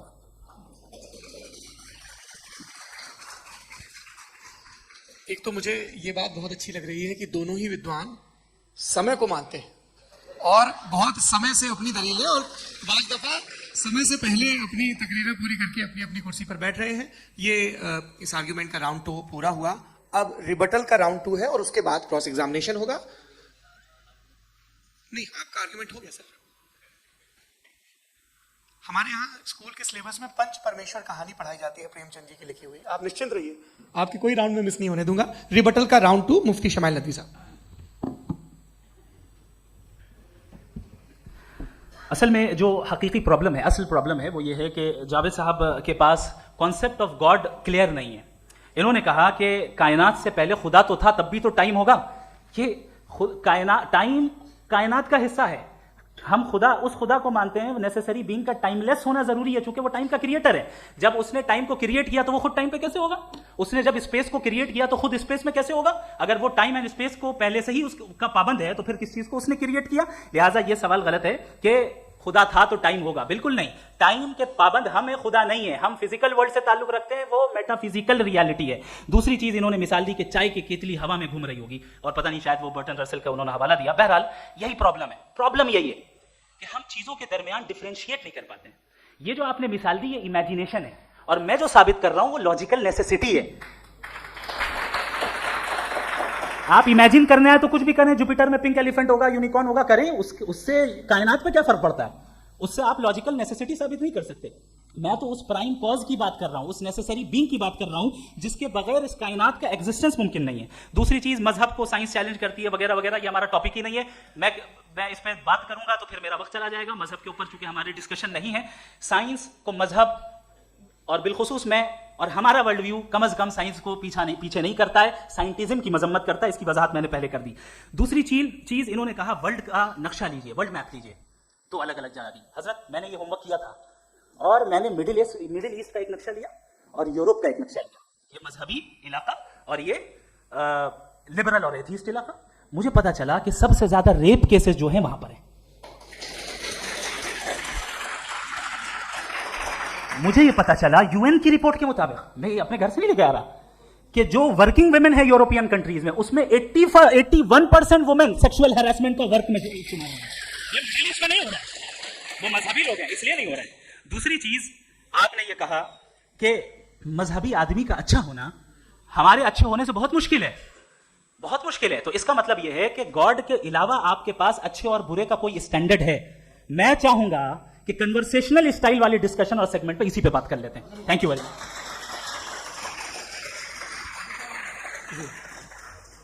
ये रिबटल का राउंड 2 है, आपके पास 5 मिनट का वक्त है और इसके बाद क्रॉस एग्जामिनेशन शुरू करेंगे। आप चाहें तो जो इन्होंने सवाल पूछे उनके जवाब आप रिबटल में भी दे सकते हैं। जी जी, देखिए पहले तो ये बात कि ये मिसाल गलत नहीं है, गलत है। इन्होंने पहले ही हमको डिसार्म कर दिया, पहले अकल से मामला सॉल्व नहीं हो सकता, लॉजिक से आप पहुंच नहीं सकते। ये एक मेटाफिजिकल चीज़ है, मेटाफिजिकल अजीब सा लफ्ज़ है, ठीक से किसी को माने नहीं मालूम इसके, तो ऐसा लगता है कुछ बड़ी चीज़ है। अरे भाई क्या होता है मेटाफिजिकल, बताओ, खड़ी हो। ये एक लफ्ज़ है जो कहीं भी इस्तेमाल हो जाता है। जब आप एक बात कर रहे हैं और आप मुझसे बहस कर रहे हैं तो मुझे मेटाफिजिकल मत बताइए, आप लॉजिकली मुझे प्रूव किए। और अगर लॉजिकली आप नहीं बात करते साहब ये मेटाफिजिकल, तो फिर हम आप बात क्या कर रहे हैं? मेरा आपका किस जबान में कॉन्वर्सेशन हुआ? और ये कहना कि वक्त पहले नहीं था तो फिर क्यों कहते हैं ये हमेशा से और हमेशा रहेगा? हमेशा वक्त है, तो आप कैसे कहते हैं वो हमेशा से है और हमेशा रहेगा? हमेशा का मतलब है कोई वक्त, अगर वक्त ही नहीं है तो हमेशा कैसे? बाहर वो रहेगा। अब मैं ये देखता हूँ, आपने कहा ना कि वहाँ रेप ज़्यादा होते हैं, हम एक बात देखते हैं ये दुनिया जिस पे वो कादर मुतलक है, जिसकी मर्जी के बगैर पत्ता भी नहीं हिलता, ओमनीपोटेंट है, ये दुनिया चल कैसे रही है? और इस दुनिया का हाल क्या है? 45,000 बच्चे जो 10 साल की उम्र से कम थे वो गाजा में मरे। भूख से काला होंडी में बच्चे मरते हैं और डिप्थेरिया से मरते हैं। डिप्थेरिया अजीब मर्ज है, गले में जाली बनना शुरू होती है, बच्चा नीला हो जाता है, गरीब का बच्चा, इसलिए के ऊपर ये कादर मुतलक है जो जाहिर कर दे। इसलिए आप दुआएं मांगते हैं हमारी ये काम कर दे वो कर दे, तो इसका मतलब डे टू डे लाइफ में वो इंटरफेयर करता है और ये देख रहा है वो। अगर वो वाकई भी है फॉर डिस्कशन से, तो मैं जब दुनिया देखता हूँ तो मेरे दिल में उसके लिए कोई इज्जत नहीं पैदा होती। ये क्या कर रहे हो तुम पूरे ऑल पावरफुल हो, ओमनीपोटेंट हो, ओमनी प्रेजेंट हो, तुम तो वहां गाजा में रहे होगे ना, तुम हर जगह हो। तुम देख रहे थे कि बच्चे की कैसे धज्जियां हो गई, तुम देख रहे थे और तुम चाहते हो मैं तुम्हारी परस्तिश करूंगा, तुम हो भी। अरे यार इससे अच्छे तो हमारे प्राइम मिनिस्टर हैं, कुछ तो ख्याल करते हैं। आप किसकी इबादत कर रहे हैं? अगर वो है भी, ये दुनिया नाइंसाफी से, जुल्म से, जबर से, तशद्दुद से भरी हुई है। और आप ये मत कहिएगा कि वो देख रहा है और वो बताएगा एक दिन। अगर वो देख रहा है और इंटरफेयर नहीं करता तो आप दुआ क्यों मांगते? आप कहते हैं मेरा ये काम करा दे, इसके मतलब है वो दखल दे सकता है, वो आपको नौकरी दिलवा सकता है, भले दूसरे आदमी को ना मिले, मगर आपका काम कर देगा क्योंकि आपने दुआ मांगी है। तो जब वो आपको नौकरी दिला सकता है, लड़की की शादी कर सकता है, बेटे को ग्रीन कार्ड दिलवा सकता है, तो कम से कम ये जो मर रहे हैं बच्चे इनको रोक दे, कुछ तो करे। मुझे तो दुनिया में इस दुनिया का कोई मालिक है, इसका ओमनीपोटेंट कोई रूलर है और ये दुनिया ऐसी चल रही है। मैं तो चाहूंगा कि भाई ना हो, अगर हो तो बड़ी शर्मिंदगी की बात है। शुक्रिया। देवियों और सज्जनों, इस बहस के 2 राउंड और 2 रिबटल पूरे हो चुके हैं। अब सबसे जरूरी और सबसे मुश्किल राउंड शुरू हो रहा है क्रॉस एग्जामिनेशन का। अब इन विद्वानों की सज्जनता की एक परख भी होगी और वक्त हमने 16 मिनट का तय किया है। पहला सवाल आप पूछना चाहेंगे? जी बिल्कुल। आप माइक ले लीजिएगा हाथ में, नीचे से जी। मैं बोलता हूँ, ये डायस हटा सकते हैं क्या हम थोड़ा क्विकली?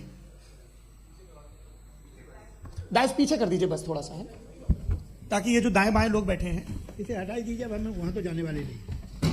आराम से आराम से दोनों तरफ से हटा दीजिए।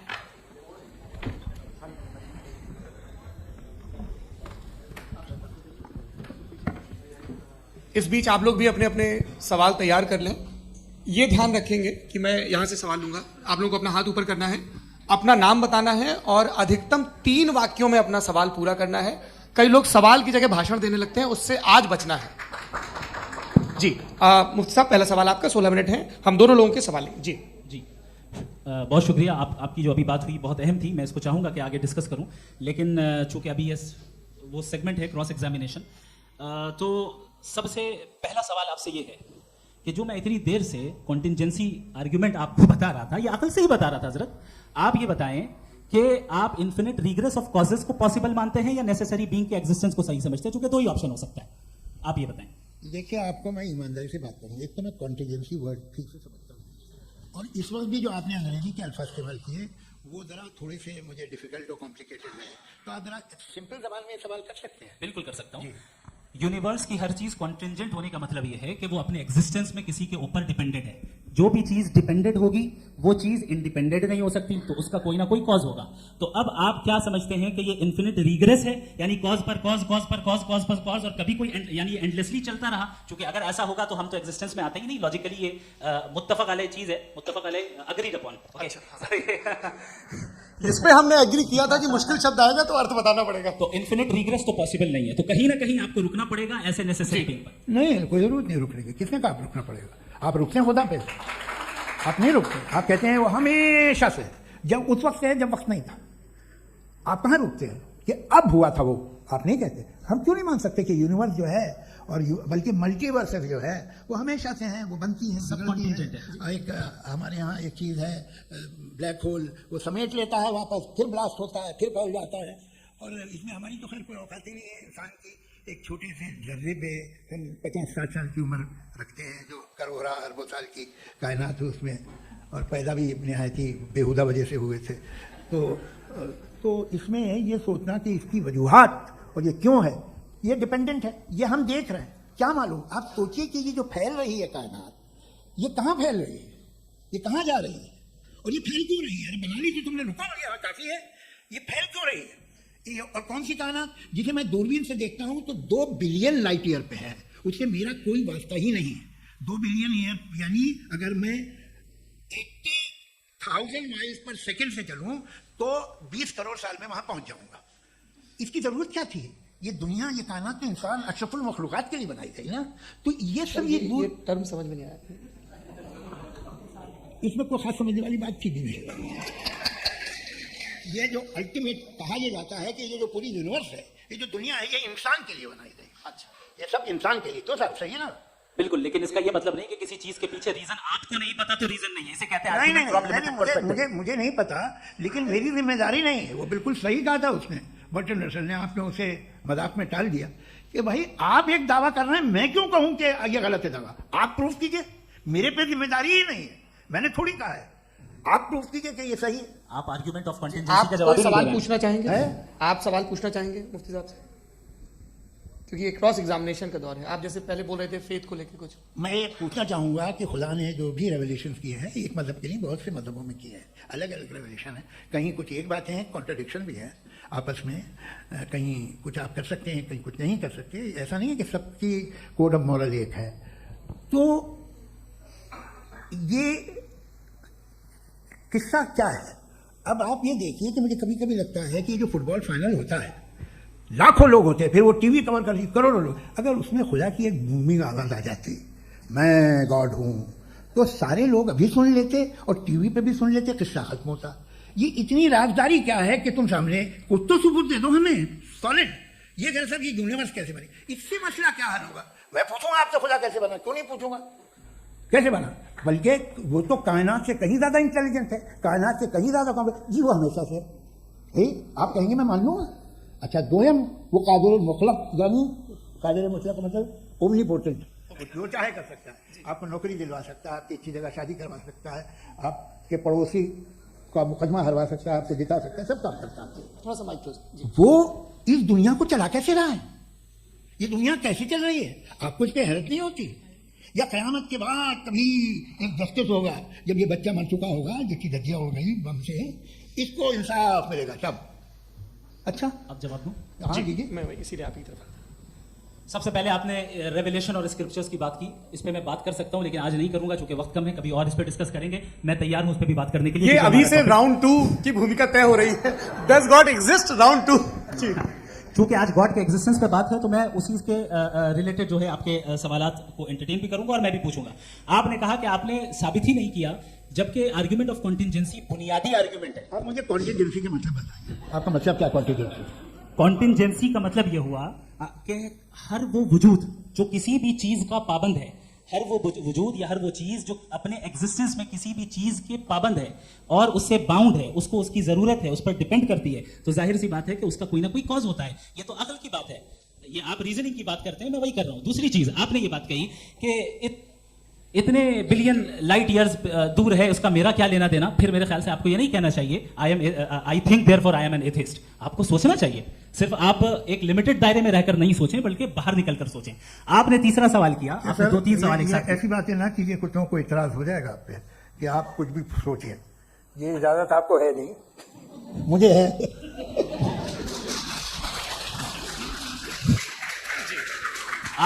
आपने प्रॉब्लम ऑफ इविल के ताल्लुक से सवाल किया और बार बार आप एक लफ्ज रिपीट कर रहे हैं कि ओमनीपोटेंट गॉड है, ऑल पावरफुल गॉड है। यही तो दरअसल समझना है कि गॉड का कॉन्सेप्ट क्या है। प्रॉब्लम ऑफ इविल जो है, प्रॉब्लम ऑफ इविल दर हकीकत 2 असम्पशंस पर कायम है। अगर आप इन 2 असम्पशंस को समझ जाएं तो ये प्रॉब्लम नहीं रहेगी, आर्गुमेंट आपको समझ में आ जाएगी कि ये कोलैप्स कर जाता है। पॉइंट नंबर 1, यानी जो आपका सबसे पहला फॉल्स असम्पशन है कि गॉड मर्सीफुल है, ओमनीपोटेंट है, दुनिया में जुल्म हो रहा है। लेकिन आपको ये समझना चाहिए कि हमारे वर्ल्ड व्यू के मुताबिक गॉड सिर्फ ओमनीपोटेंट और सिर्फ मर्सीफुल नहीं है, बल्कि वो ऑल वाइज भी है और वो ऑल नोइंग भी है। उसके हर काम के पीछे हिकमत और विजडम है। ये कोई जरूरी नहीं है कि वो हिकमत और विजडम आपको समझ में आए या मुझे समझ में आए। अगर आप जो समझ रहे हैं उसके मुताबिक आप फैसला कर रहे हैं, ये लिमिटेड पर्सपेक्टिव से आर्गुमेंट है। और इस चीज को हम अपनी दुनिया में, अपने लाइफ में, डेली लाइफ में इस प्रिंसिपल को एक्सेप्ट करते हैं। हम जब किसी डॉक्टर के पास जाते हैं, डॉक्टर के पास जाकर वो अगर उसने हमें कोई दवाई दी है तो हम ये तो नहीं कहते कि जब तक आपके पास जितना नॉलेज और जितना विजडम नहीं है, आपने क्यों ये दवाई दी है, तब तक हम इस चीज को एक्सेप्ट नहीं करेंगे। नहीं कहते, हम उसकी अथॉरिटी को तस्लीम करते हैं। क्यों? क्योंकि उसकी हम जानते हैं कि वो नॉलेजेबल है, वो विजडम वाला है, हमसे ज्यादा नॉलेज और हमसे ज्यादा विजडम है। बताया सर, डॉक्टर में और खुदा में बड़ा डिफरेंस है। डॉक्टर पढ़ा लिखा होता है, एक तो मैं उसकी बात सुनूंगा। नहीं कुछ जवाब तो ये भी नहीं है सर प्लीज, आप अगर सब ऑडियंस से बोलने लगेंगे तो फिर मतलब नहीं है। मतलब आप ये कहें कि क्योंकि आप डॉक्टर पे बिलीव करते हैं कि खुदा पे बिलीव किए, क्या ये मिसाल आपको समझाने के लिए आर्गुमेंट है, इस पे आपको एतराज नहीं है। तो सिंपल बात ये है कि मैं अगर ये यकीन कर लूँ कि ओमनीपोटेंट उसकी मसलहत है, ये तो बच्चे मर रहे हैं कि मसलहत है उसकी, मुझे नहीं चाहिए थी मसलहत। उसकी मसलहत नहीं, यही तो समझना है, मतलब एक्सपीरियंस है। अच्छा, इस आपने अभी मेरी बात पूरी सुनी नहीं। मैंने कहा आपका पूरा आर्गुमेंट 2 फॉल्स असम्पशंस पर है। एक फॉल्स असम्पशन मैंने बता दिया, दूसरा फॉल्स असम्पशन यह है कि इस दुनिया में इविल के होने का कोई गुड रीजन नहीं है, जबकि हमारे पास बाज रीजंस मौजूद हैं, हमारे पास बाज वजूहात मौजूद हैं। अगर इस दुनिया में इविल ना हो तो आप गुड को डिफाइन कैसे करेंगे? अगर जुल्म ना हो आप इंसाफ को समझेंगे कैसे? अगर तारीकी ना हो तो लाइफ को समझेंगे कैसे? बहुत अच्छा। अभी और सुन ले, अभी और बातें हैं। ये तो बात बहुत पसंद कि जब तक रेप ना हो तब तक औरतों की इज्जत का ख्याल आप। आपने मेरा जवाब पूरा सुना ही नहीं। जब तक के बच्चों का कत्ल ना किया जाए तब तक आपको बच्चों की मासूमियत की इज्जत। आपने पूरा जवाब सुना ही। क्या बात, क्या आपने नुक्ता निकाला? आपने पूरा जवाब सुना ही नहीं। आप सुन लें, मेरी बात सुन लें। ये मैंने आपको एक चीज बताई। दूसरी चीज, इस दुनिया में हम आए हैं टेस्ट के लिए, हमारा टेस्ट हो रहा है और हर इंसान का अलग अलग अंदाज में टेस्ट होता है। और इस दुनिया में अगर इविल मौजूद है तो वो इविल जरिया है हमारे अंदर ह्यूमन नोबल क्वालिटीज को डेवलप करने का और अलग अलग फील्ड में प्रोग्रेस करने का। और अगर हमारे अंदर और इस दुनिया में इविल नहीं होता तो बताइए टेस्ट का मतलब क्या होता? अगर मैं अपने स्टूडेंट को एमसीक्यूज दूं और उसमें सिर्फ राइट आंसर लिख कर दे दूं और कहूं तुम्हारा टेस्ट हो गया, ये मीनिंगलेस है। इस दुनिया में अगर हम टेस्ट के लिए आए हैं तो जाहिर है गुड एंड इविल दोनों मौजूद हैं। तो अगर गुड एंड इविल दोनों मौजूद है तो ये इविल भी खुदा का बनाया हुआ है। जी हाँ, खुदा का बनाया हुआ है। लेकिन अच्छा, चलो अच्छी बात। जी बिल्कुल, तो बिल्कुल मतलब खुदा ने बनाया। अभी तो ये है कि जो मेजॉरिटी है दुनिया में वो इविल है, तो ये खुदा एक्चुअली इविल के साइड पे लग रहा है मुझे। बिल्कुल भी नहीं, मेजॉरिटी में तो वो है। क्या बात कर रहे हैं भाई आप?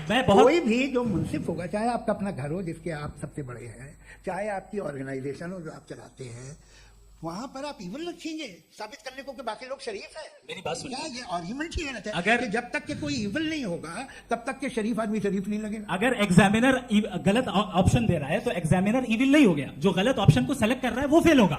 क्रिएटर ने इविल को बनाया है लेकिन वो इविल नहीं है। अच्छा। सुनिए मेरी बात, चलिए, लेट मी कंप्लीट जी, सर। जी। क्रिएटर ने इविल को बनाया है टेस्ट के लिए, वो इविल नहीं है। इविल वो होगा जो उसे इख्तियार करेगा। छुरी को बनाने वाला गलत नहीं होता है, छुरी का गलत इस्तेमाल करने वाला गलत होता है। रेप को कैसे गलत इस्तेमाल करते हैं? रेप इंसान के फ्री विल का नतीजा है। ये रेप कैसे गलत इस्तेमाल होता है? ये मुझे अब सुन ले, अब सुन ले। गलत इस्तेमाल होता है। हाँ मैं बता रहा हूँ, कैसे गलत इस्तेमाल? मैं बता रहा जी। हूँ कि जो इविल इस दुनिया में मौजूद है उसके कई सारे तरीके हैं। एक तरीका इंसान का अपना फ्री विल है। अब अगर कोई रेपिस्ट रेप कर रहा है तो इसका गॉड का कसूर नहीं है, वो अपनी फ्री विल का गलत इस्तेमाल कर रहा है, उसको सजा मिलनी चाहिए। अच्छा। और उसी के लिए जहन्नम बनाई गई है। ये फ्री विल का भी बड़ा चक्कर। आप जब कोई बुरा काम करते हैं, कोई बुराई होती है, तो ये कहा जाता है कि ये फ्री विल है। 7 billion free wills are moving on this planet. 7 billion free will. और एक आदमी अपनी फ्री विल से मुझे कत्ल कर दे तो मैं खुदा की मर्जी से मरा हूं कि इसकी फ्री विल की वजह से? मेरी मौत खुदा के हाथ है या ये फ्री विल वाले के हाथ है? खुदा ने फ्री विल का निजाम बनाया है और उस निजाम का गलत इस्तेमाल करके कोई आपको मार रहा है, इस्तेमाल करके मेरा कत्ल कर देता है। अब मेरी मौत का जिम्मेदार कौन है? वो इंसान जिम्मेदार है। वो इंसान। जी। ये कहना कि और उसको सजा मिलेगी। तो अब आप आगे चलिए कि ये तय करना कि अल्लाह ही या खुदा खुदा ही जिंदगी देता है, खुदा ही मौत देता है, ये गलत है। बिल्कुल गलत नहीं हाँ, है। नहीं, निजाम उसी ने बनाया फ्री विल का। एक- निजाम मौत और हयात को उसी ने बनाया। You are contradicting yourself. अभी आपने कहा कि एक आदमी ने फ्री विल से आपको मार दिया, इसमें उसे फ्री विल दी गई थी, उसने गलत इस्तेमाल किया। 7 billion free wills are moving on this planet, और आप चाह रहे हैं कि मैं सिर्फ खुदा का ध्यान करूं। ये 7 बिलियन फ्री विल्स को मुझे लुक आफ्टर करना पड़ेगा कि नहीं? ये तो तबाहियां कर रही है और तबाहियां ज्यादा हो रही है। बिल्कुल। तो अगर आप बताएं अगर खुदा नहीं है फॉर एग्जाम्पल, तो आप इविल को कैसे डिसाइड करेंगे? यानी how can you define evil objectively without God? देखिए, दुनिया में 2 तरह के जानवर हैं। एक जो अकेले रहते हैं जंगल में, और एक जो ग्रुप्स में रहते हैं। ग्रुप में जो भी रहेगा, चाहे वो आपका फाउंडेशन हो, चाहे कोई क्लब हो, चाहे कोई पॉलिटिकल पार्टी हो, चाहे कोई यूनिट हो, उसमें आपको इंटरेक्ट करने के रूल बनाने पड़ेंगे। यानी लोग तय करेंगे। लोग तय करेंगे। अगर लोगों ने ये तय किया कि किसी का रेप करना सही है, आप जस्टिफाई करेंगे? आपका फाउंडेशन तो ये हो गया ना कि लोग ही विल डिसाइड करेंगे। नहीं। अरे दुनिया में ऐसे ग्रुप्स हैं जो रेप को जायज मानते हैं सर्टन हालात में। मैं डिटेल में नहीं जानूंगा, आप भी जानते हैं। ये जो आईसिस वाले थे, इन्होंने क्या किया था, तो उन्होंने क्या किया उसका खुदा से कोई ताल्लुक नहीं है सर। मैंने सिंपल सवाल किया कि इविल को आप डिफाइन करते कैसे हैं? आइए वापस आइए जी। आप साथ में तभी रह सकते हैं जब कुछ आप ऐसे उसूल डेवलप करें जिसमें हर एक का बेसिक तहफ़्फ़ुज़, हर एक का बेसिक राइट हो और हर एक को कोई आराम मिले। यही तरीका है किसी भी ऑर्गेनाइजेशन जिसमें एक से ज़्यादा लोग हैं और वो ऐसे चलती है ज़िंदगी। उसमें अगर आप गड़बड़ करेंगे तो तबाही होगी, नुकसान होगा, बर्बादियाँ आएंगी। और अगर उसमें आप कर लेंगे ना, एक हस्बैंड है, वाइफ है, बच्चे हैं, वालदा भी हैं, 2 बहनें भी हैं, एक भाई भी है। अब इसमें कोई निज़ाम आपको चाहिए साथ में रहने का, और एक दूसरे पे भरोसा रहे, एक दूसरे के बहीख्वाह हों, एक दूसरे की मदद करें, ऐसे जिंदगी। सर आपकी बात आ गई। आप ये कह रहे हैं कि लोग डिसाइड करेंगे क्या सही है क्या गलत है, यही है? मेजॉरिटी डिसाइड करेगी क्या सही है क्या गलत है? अरे भाई बिल्कुल। मेजॉरिटी अगर ये कहे कि नाजी जर्मनी के साथ जिस तरह मेजॉरिटी थी कि जेनोसाइड करना सही, आप जस्टिफाई करेंगे? उस वक्त आपका ये सवाल सिर्फ उसके बाद क्लोजिंग। हाँ। उस वक्त प्लेनेट पे जो लोग थे, उनमें कितने लोग हिटलर को सही समझते? अच्छा, प्लेनेट की मेजॉरिटी तय करेगी सोसाइटी की नहीं। प्लेनेट की मेजॉरिटी गॉड के एग्जिस्टेंस को सही मानती है, आप क्यों नहीं मानते? ये हेलो ये क्रॉस क्वेश्चन का राउंड यहाँ पर समाप्त होता है। और ये बड़ा अच्छा है कि इस तरह से फ्रेगमेंट कर दिया गया है ताकि जो मरकरी ऊपर जा रहा है जवाब दे दूं। जी। प्लेनेट की ज्यादातर मेजॉरिटी कुछ दूसरे मजहबों के खुदा को मानती है। आप उन्हें क्यों नहीं, आप तो मेजॉरिटी की बात कर रहे हैं। ये closing majority आप ये कह रहे हैं इविल और गुड को डिसाइड मेजॉरिटी करेगी। मेजॉरिटी जो कर देगा सही हो जाएगा। क्लोजिंग इसको जैसा आप ही लोगों ने तय किया उसी फॉर्मेट को फॉलो कर लेते हैं। भाई मैंने तो भले लोगों पे एतबार किया और तब मॉडरेशन तय किया। जी, आपके पास 5 मिनट का वक्त है, क्लोजिंग आर्गुमेंट है, उसके बाद हम ऑडियंस से क्वेश्चन आंसर लेंगे। जावेद साहब के क्लोजिंग आर्गुमेंट के बाद बहुत शुक्रिया। हमारा जो टॉपिक है डज गॉड एग्जिस्ट, मैं इस पे इतनी एकेडमिक तैयारी करके आया था, मुझे था कि मैंने सोचा था कि कई सारे मैं आर्ग्यूमेंट्स दूंगा, लेकिन वक्त की भी किल्लत और जावेद साहब बार बार इधर उधर चले जा रहे थे तो उसको भी थोड़ा एंटरटेन करना पड़ गया। डज गॉड एग्जिस्ट पे मैं एक ही आर्ग्यूमेंट दे पाया। आर्ग्यूमेंट्स बहुत हैं और डेफिनेटिव आर्ग्यूमेंट्स हैं, और मेरे आर्ग्यूमेंट को किसी एक राउंड में भी इन्होंने एंटरटेन नहीं किया और रेफ्यूट नहीं किया, एक राउंड में भी नहीं, एक राउंड में भी नहीं। और ना ही अभी अभी आपका क्लोजिंग आर्गुमेंट आएगा नहीं, वो बता देना। Argument of contingency sir. अरे मैं आपसे कई बार कह चुका हूँ कंटीजेंसी का मतलब अब मैं कैसे समझाऊं आपको आपस में, हाँ आप और कितने आसानी से समझाऊं मैं, मुझे तो नहीं समझ में आ रहा है। कंटीजेंसी उर्दू में बोल सकते हैं। हाँ, आप अपनी बात पूरी कर लेंगे जी। आखिरी 4 मिनट। दूसरी चीज, just a minute please ma'am, can I talk? दूसरी चीज ये है कि आपने एक तो इसका जवाब नहीं दिया, दूसरा आपने गॉड के ना होने पर कोई डेफिनेटिव आर्गुमेंट नहीं दिया, सिर्फ मजहब पे बात कर रहे हैं आप। मजहब तो आज हमारा टॉपिक ही नहीं था। आज तो हमारा टॉपिक हो, आप मजहब से ले लेकर आईएस तक चले गए। भाई हमारा क्या ताल्लुक है उससे? We condemn them. और उसका गॉड से क्या ताल्लुक है? अगर कोई गलत काम कर रहा है, किसी ने किसी को कत्ल किया, किसी ने किसी का रेप किया, उसको सजा मिलनी चाहिए। और आपके पास कोई भी rational strong foundation of morality नहीं है। आपने कहा कि मेजॉरिटी तय करेगी सोसाइटी की, वो सही होगा। मैंने कहा हिटलर को, फिर आप सही कहेंगे नहीं नहीं नहीं नहीं, प्लैनेट की सोसाइटी की मेजॉरिटी तय करेगी। तो प्लैनेट की मेजॉरिटी गॉड के एग्जिस्टेंस को मानती है, आप कह रहे हैं ये रिलीजियस है। तो यानी आपके पास कोई स्ट्रॉन्ग फाउंडेशन नहीं है ऑब्जेक्टिव मोरालिटी का। ऑब्जेक्टिव मोरालिटी का अगर कोई फाउंडेशन है तो वो सिर्फ गॉड है, गॉड है, गॉड है। थैंक जी, मुफ्ती शमाइल नदवी साहब का क्लोजिंग आर्गुमेंट था। अब हमारे पास जी ये बड़ा अच्छा है कि दोनों लोगों को मॉडरेटर से शिकायत भी और बोल रहे भाई हमारी शाबाशी भी तो करते चलो। अब मेरी बात जी, आपके पास जावेद अख्तर साहब 5 मिनट का वक्त है, ये आपका क्लोजिंग आर्गुमेंट है, टाइम रीसेट कर दें जी। देखिए, बहुत सारी बातें हैं। गॉड का डेफिनेशन दुनिया के किसी भी रिलीजन में है कि वो ओमनीपोटेंट है, ओमनीप्रेजेंट है, he is just, he is kind, he loves you and so on. मैं जब दुनिया देखता हूँ तो मुझे कोई ऐसा सुप्रीम पावर यहाँ दिखाई नहीं देती है जो इंसान की बहबूदी के लिए कुछ कर रही हो, कमज़ोर को बचा रही हो, मदद कर रही हो, जालिम को पीछे हटा रही हो। मैं नहीं देखा, तारीख में नहीं। एक तो अगर है और ये देख रहा है तमाशा, तो उसका होना न होना बराबर है। दोयम ये कि ये जो है, जब आप ये कहते हैं कि कायनात जिसकी कंटीजेंसी है, मैं देखिए वो लफ्ज़ इस्तेमाल किया मैं, तो ये कैसे हो सकती है बात? और फौरन आप सरेंडर कर देते हैं कि जाहिर है कि इसका बनाने वाला तो इससे 10,000 गुना था कॉम्प्लिकेटेड होगा, उस पर आपके होने पे कोई इतराज़ नहीं है। उसे वो टाइमलेस है, वो पहले से था, टाइम तो बहुत बाद में आया। ये सब आप मानने को तैयार है जिसका आपके पास कोई सबूत नहीं, आपके पास कोई रीज़न नहीं है। आपकी तारीख क्या है मज़हबों की? बिलीफ की, जो खुदाओं का बिलीफ है, ये कॉन्स्टेंटली गलत साबित होता रहा है। मतलब आप कहें कि अरिस्टोटल के ज़माने में तो सब जाहिल थे, वो भी इतने ही यकीन से खुदा पे यकीन रखते थे, जो अब नहीं रहा, ये भी नहीं रहेगा। आप लिख लीजिए, और इसके आसार आपको दुनिया में दिखाई देना शुरू हो चुके हैं। ये बहस क्या आज से 100 साल पहले इस तरह हो सकती थी? यहाँ तक तो आपको हम ले आए हैं। तो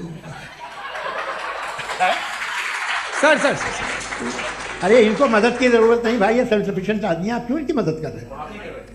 सर प्लीज। तो ये जो है तमाम बातें अपनी जगह हैं। ये एक पैकेज है।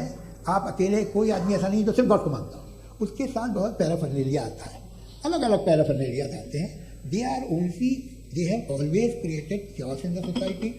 मैं तो आपको सीधा ऑफर देता हूँ कि दुनिया में 10 इंपॉर्टेंट बिलीव्स हैं। आप एक मानते हैं, 9 नहीं मानते। 9 में आप एथीस्ट हैं, 9 को आप बिल्कुल रीजनेबली मेरी तरह देखते हैं। तो 90 मजहबी आदमी भी 90% एथीस्ट है, वो दूसरे खुदा नहीं मानता, एक खुदा मानता है अपना वाला, बाकियों को कहता है गलत है। अगर आप मानना ही बंद कर दे तो आपका 10% चांस है कि आप सही हो, 90% चांस है कि आप गलत हैं।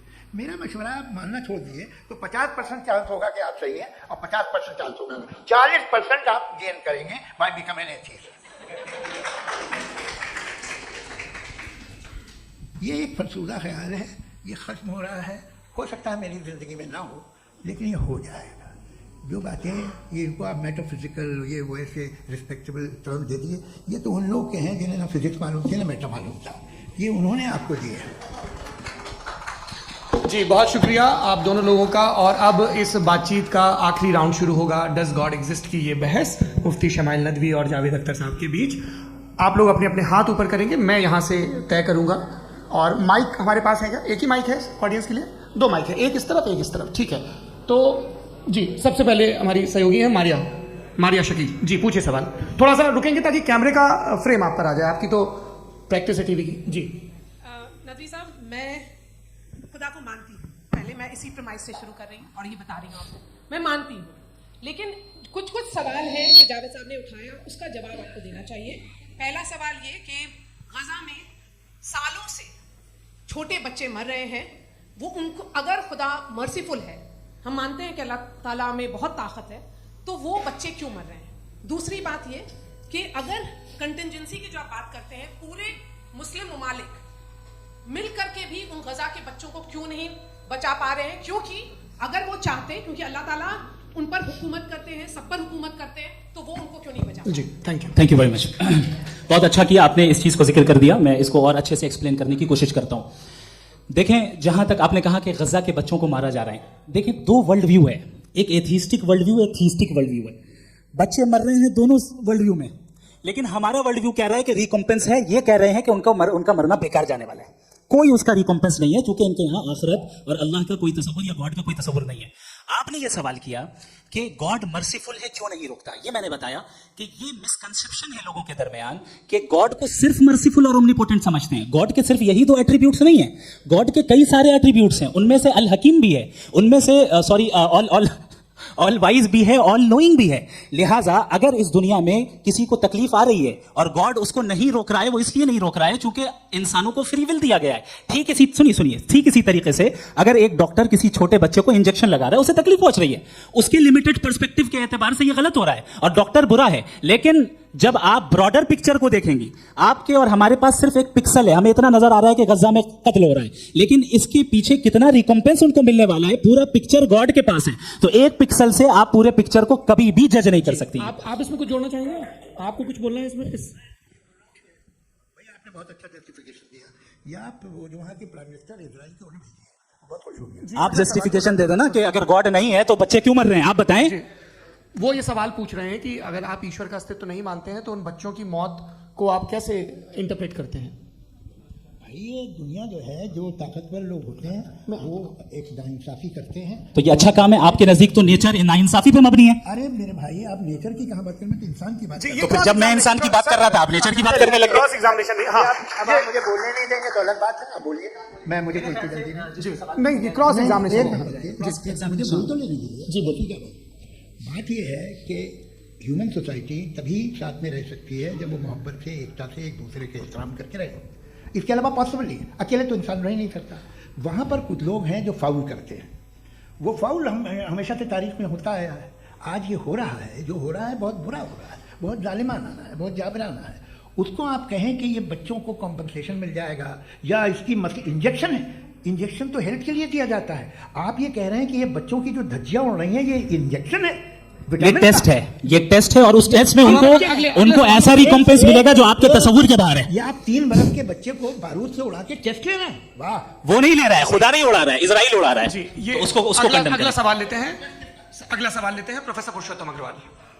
मुफ्ती साहब, एक निवेदन आपसे है कि कम से कम थोड़ा सा माइक क्लोज एक रिलीजियस और फिलोसफिकल कर मैं प्लीज। एक रिलीजियस और फिलोसफिकल ट्रेडिशन है जो ब्रह्मांड को यानी यूनिवर्स को ही अंतिम मानती है।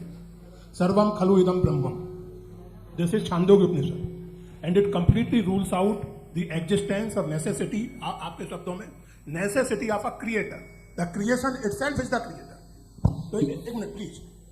दूसरा जो सवाल आपने अभी, जो आप बार बार कह रहे हैं कि भगवान विद्वान भी है, भाई सब जानने वाला, अगर विजडम में दुनिया भर के पापों और अत्याचारों को बर्दाश्त करना शामिल है, तो फिर इसका मतलब ये हुआ कि अगर मैं फ्री विल से उसको अपोज करता हूं तो ईश्वर की विजडम और उनकी फ्री विल में कॉन्ट्राडिक्शन है।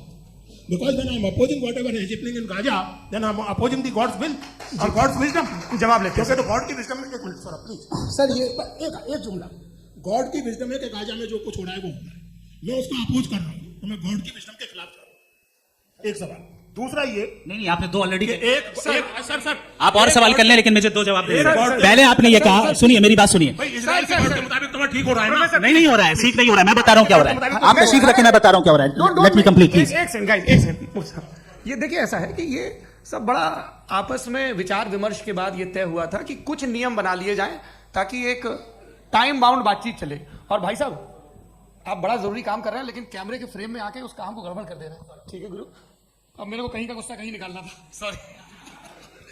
नहीं, कोई गुस्सा नहीं है जी। तो प्रोफेसर ने सवाल पूछे, आप उनके जवाब। और थोड़ा ये सब लोग थोड़ा ख्याल रखें भाई, सवाल संक्षिप्त रखें जी। आपने 2 सवाल किए। सबसे पहला ये कहा कि हमारे पास ये कॉन्सेप्ट है कि ये यूनिवर्स खुद नेसेसरी बीइंग है, creation itself is the creator.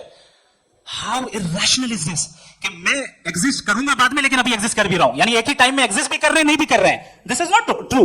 दूसरी चीज आपने कहा कि अगर इजराइल में, सॉरी माफ कीजिएगा, Israel doesn't exist, occupied Palestine में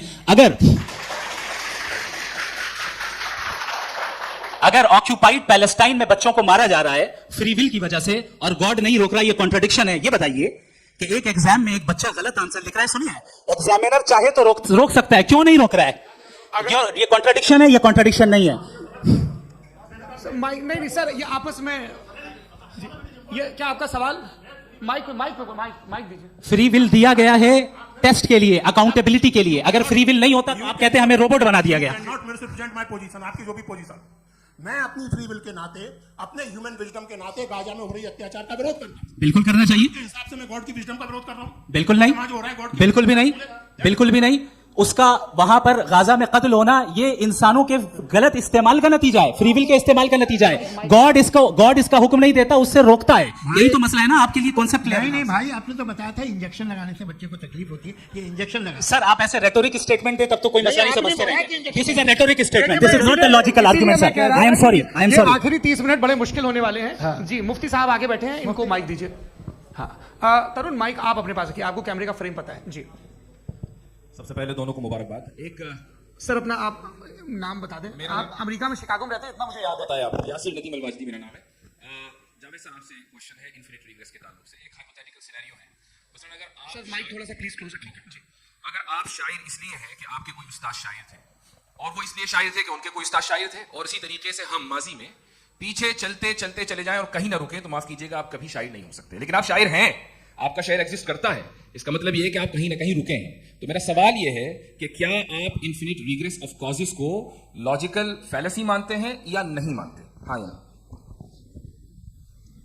मैं इन्हें लॉजिकल फैलेसी नहीं मानता हूँ, लेकिन मेरा प्रॉब्लम यह है कि जब मैं नहीं मानता हूँ तो I continue with this logic जो फैलेसी नहीं हो। आप एक जगह रुक जाते हैं जाके, आप कहते हैं ये गेंद कैसे बनी, ये जजीरा कैसे बना, ये समुंदर कैसे बना, ये जमीन कैसे बनी, और अचानक गॉड पे जाके आपको ब्रेक लेने आता है। एक बार आप सवाल नहीं करते कि भाई इनको बनाने वाला तो इनसे भी कॉम्प्लिकेटेड हो, वो कैसे बना, उसके बारे में आपने इत्मीनान कर लिया, वो हमेशा से है। तो अगर आप उसे हमेशा से मानते हैं तो फिर ये मान लीजिए कि कायनात हमेशा से है, क्या तकलीफ ठीक है? अच्छा सर क्यों नहीं होता बताओ।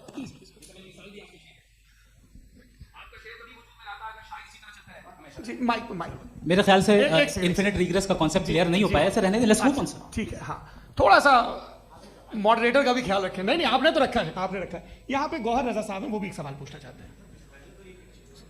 माइक यार नीचे से ऑन कर दिया नीचे। पहले तो ये कह दूं कि मैं उन बच्चों से शर्मिंदा हूं जिनको गजा में कत्ल किया गया, क्योंकि हमारे होते हुए कत्ल किया गया। लेकिन उससे ज्यादा शर्मिंदगी इस बात से हुई कि मुझे लगा कि मुफ्ती साहब उसको जस्टिफाई कर रहे हैं। बिल्कुल भी नहीं, आप बहुत ही गलत मुझे बात लगा मैं गलत हो सकता हूं। बिल्कुल गलत मैं है। सवाल पूछ रहा सवाल हूं, मैं देखिए, सवाल अगर पूछ रहा एक हूं। मैं जावेद भाई से डिसएग्री करता हूं। एक सेकंड देखिए, अगर देखिए सर एक सेकंड आप सर वेट अरे आप मैं कुछ मेरे पहले मुझे अपनी बात कह लेने दीजिए। अगर ऑडियंस तय करेगी तो फिर मॉडरेटर का मतलब नहीं। मेरा आप सबसे ये कहना है, ये बहस दो लोगों के बीच में है, एक तरफ मुफ्ती साहब, एक तरफ जावेद साहब। पिछले 1.5 घंटे से ये लोग अपने अपने तर्क रख रहे हैं।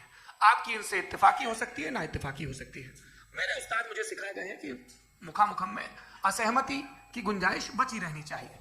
अगर मैं आपकी बहुत इज्जत करता हूं गौहर साहब, आपने जो कमाल की किताबें लिखी हैं साइंटिफिक टेम्परामेंट, लेकिन मेरी ये गुजारिश है आप सबसे कि यदि आप इन लोगों ने जो बोला उन पर टिप्पणियां करेंगे तो ना वक्त की पाबंदी रहेगी ना अनुशासन। आप सवाल पूछ लें, उस सवाल में जो बात आ जाएगी आ जाएगी। मैं जावेद साहब से डिसएग्री करता हूं, इसलिए जावेद साहब से सवाल पूछ रहा हूं। आपका सवाल जावेद अख्तर साहब से। और सवाल यह है मेरा कि जावेद साहब ने कई बार लॉजिक का इस्तेमाल किया कि साइंस में लॉजिक है और रिलीजन में लॉजिक नहीं है। मेरा ख्याल यह है कि रिलीजन में भी लॉजिक है, लेकिन उस लॉजिक की बेसिस यह है कि आप रुक जाते हैं, जिसका जिक्र जावेद साहब ने बार बार किया, यानी खुदा के तसव्वुर पे आते हुए, गॉड के तसव्वुर पे आते हुए रुक जाते हैं। और इसमें सवाल पूछना मतलब फॉरबिडन होता है। सवाल यह है कि क्या जावेद साहब इससे एग्री करते हैं कि साइंस की लॉजिक अलग है और रिलीजन की लॉजिक अलग है। बताइए सर। देखिए, 3 चीज़ें हैं, साइंस है, एक है मंतिक है, इस्तिदलाल है, और एक जो है कुछ भी नहीं है, फेथ है, अकीदा है। मैं अकीदे की लॉजिक का कायल नहीं हूँ। मुझे आप इस्तिदलाल से, लॉजिक से, रीज़न से समझाइए, मैं मानने को तैयार हूँ, मेरा क्या नुकसान होगा। लेकिन ये कि अकीदे पे मैं नहीं जा सकता हूँ। अकीदे का मतलब है कि तुम ये मान लो, सवाल ना करो, ये नहीं। आप सारी बातें करके, बड़ी साइंटिफिक बातें करके एक जगह जाके खुदा के वजूद पे रुक जाते, सरेंडर कर देते। मैं सरेंडर करने को तैयार नहीं। That's all. जी, ये आगे सर बैठे हुए हैं, इनको माइक दीजिए। भाई वो आप पूछना चाह रहे थे ना भाई? हाँ, नहीं मैं थैंक यू जी, आपका नाम? आसिम इफ्तिखार। आसिफ जी, पूछिए। सर जावेद सर से सवाल है कि आपने माइक थोड़ा करीब है। अपने क्लोजिंग स्टेटमेंट में ये बात कही थी कि मज़हब का जो फ्यूचर है वो ज़्यादा दिन नहीं जाने वाला है, लेकिन मैं देख पा रहा हूँ कि जो ऑक्सफोर्ड यूनिवर्सिटी की एक स्टडी है 2011 में हुई है, जिसके 50 एकेडमिशियंस ने इसको अंजाम दिया था, उसमें वो ये कहते हैं कि जो फेथ इन गॉड है वो इनबिल्ट है ह्यूमन नेचर के अंदर, जिसको हम कहते हैं फितरत के अंदर शामिल है वो। और वो ये कहते हैं कि अगर कोई ये समझता है कि मज़हब को वो ख़त्म कर देगा तो ये उसकी गलत फहमी है। तो आप इसके बारे में, इस स्टडीज़ के बारे में क्या कहते हैं? ठीक है, मैं उनसे एग्री नहीं करता हूँ। वो कौन से प्रोफेसर होंगे ऐसा? उनके क्या पास डेटा है, इन्होंने डेटा की भी होगा। डेटा क्या हो सकता है? फ्यूचर का डेटा तो नहीं हो सकता ना उनके पास, प्रेजेंट का डेटा हो सकता है। डेटा आपने सुना 100 साल पहले का बाद का डेटा? मैंने तो नहीं सुना आज तक। तो आज उनकी ये राय है और होगी राय, ठीक है। दुनिया में तरह तरह की राय है लोग, लेकिन मैं समझता हूँ कि वक्त के साथ इंसान ज़्यादा से ज़्यादा रीजनेबल और लॉजिकल होता जा रहा है। आज आप देखिए वेस्टर्न यूरोप में क्या परसेंटेज है नॉन बिलीवर्स की, बहुत हाई। वहाँ चर्च खाली पड़े होते हैं। तो अल्टीमेटली तो इंसान कोई ऐसी बात बहुत अरसे तक नहीं मान सकेगा, चाहे गलत या सही, जो उसे, उसके दिमाग को, उसके जहन को, उसकी लॉजिक को अपील करता है। वो कह रहे हैं तो ऑक्सफोर्ड के होंगे, तो कैम्ब्रिज के होंगे, मुझे क्या लेना देना। उनका डेटा मुस्तकबिल का नहीं हो सकता है। जी। दीपक, हाँ पूछिए। मैं आऊँगा, अभी पीछे की साइड पे आऊँगा, माइक वहीं भेजूंगा 2-3 साल के लिए। जी जावेद साहब, आपसे सवाल है। नमस्ते। अरे भाई सर, अगर आप ही लोग तय करना है तो फिर 200 लोग तय कर लेंगे। नहीं sir, please don't do this sir. Everybody has a right sir, but we can only take selected questions. No sir, ये यंग लोग भी हैं तो इनकी ये आप उतने यंग, भाई आप यंग हैं कि नहीं हैं? वो कह रहे हैं वो भी यंग हैं साहब, आप उनकी नौजवानी पर दावा उनको ही करने थे। हाँ मुफ्ती साहब, आप यंग, हाँ पूछे। अरे भैया सर, मेरा सवाल ये है, इनसे भी तो पूछो जी। नहीं, बस आपसे एक सवाल है। जैसे थीस्टों के पास, अपने जो ईश्वर को मानते हैं उनके पास अपने सोशल गेट टुगेदर्स हैं। 5 रोज़ क्रिसमस आने वाला है, होली है, दिवाली है, ईद है। एथिस्ट क्या ऑफर कर रहे हैं? मतलब मैं इनकी दुकान से बोलूं, मैं आना चाहता हूं उस तरफ, पर मैं अट्रैक्ट नहीं हो पा रहा हूं। मैं सोशल गेट टुगेदर्स क्या है आपके पास? वो ये कह रहे हैं कि जो धार्मिक लोग हैं, अलग अलग धर्म के लोग, उनके उत्सव त्योहार, कॉन्ग्रेगेशन बहुत हैं। अब आपको मैं एक सुनाता हूँ, यहाँ हिस्टोरियन भी बैठे हैं। प्रद्युम्न जी, आप बताइएगा सही है क्या?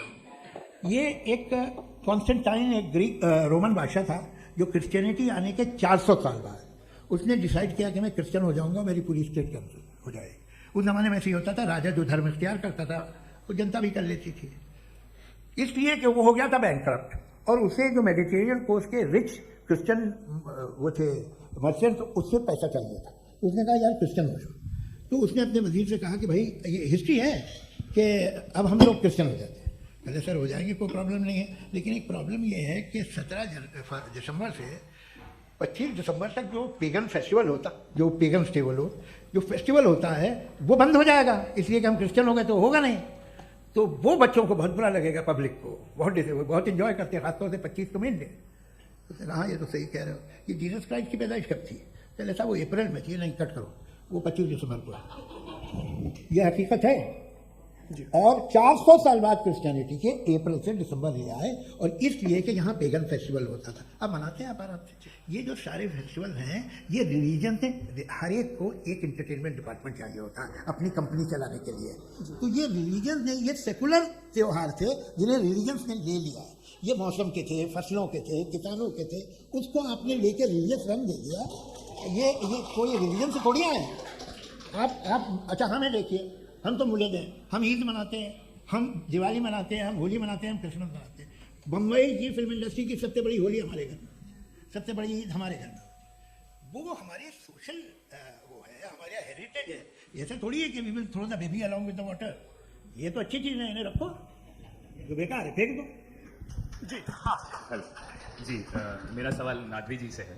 जैसा कि आपने बोला कि गॉड टाइम के भी परे है और गॉड इतनी कॉम्प्लेक्स चीज़ है कि उसे ह्यूमन माइंड समझ नहीं सकता, और गॉड ने अर्थ पे फ्री विल भी दे दी है, तो आप अपना वक्त ज़ाया क्यों कर रहे हैं गॉड के बारे में बात करके? अपन को तो बात करनी चाहिए कि सोसाइटी को बेहतर कैसे करें। जी, मैं गॉड वही बताता है सोसाइटी को कैसे बेहतर करें। अभी मैं आपका जवाब देता हूँ। आपने कहा कि टाइम पे वो एग्जिस्ट नहीं करता, सो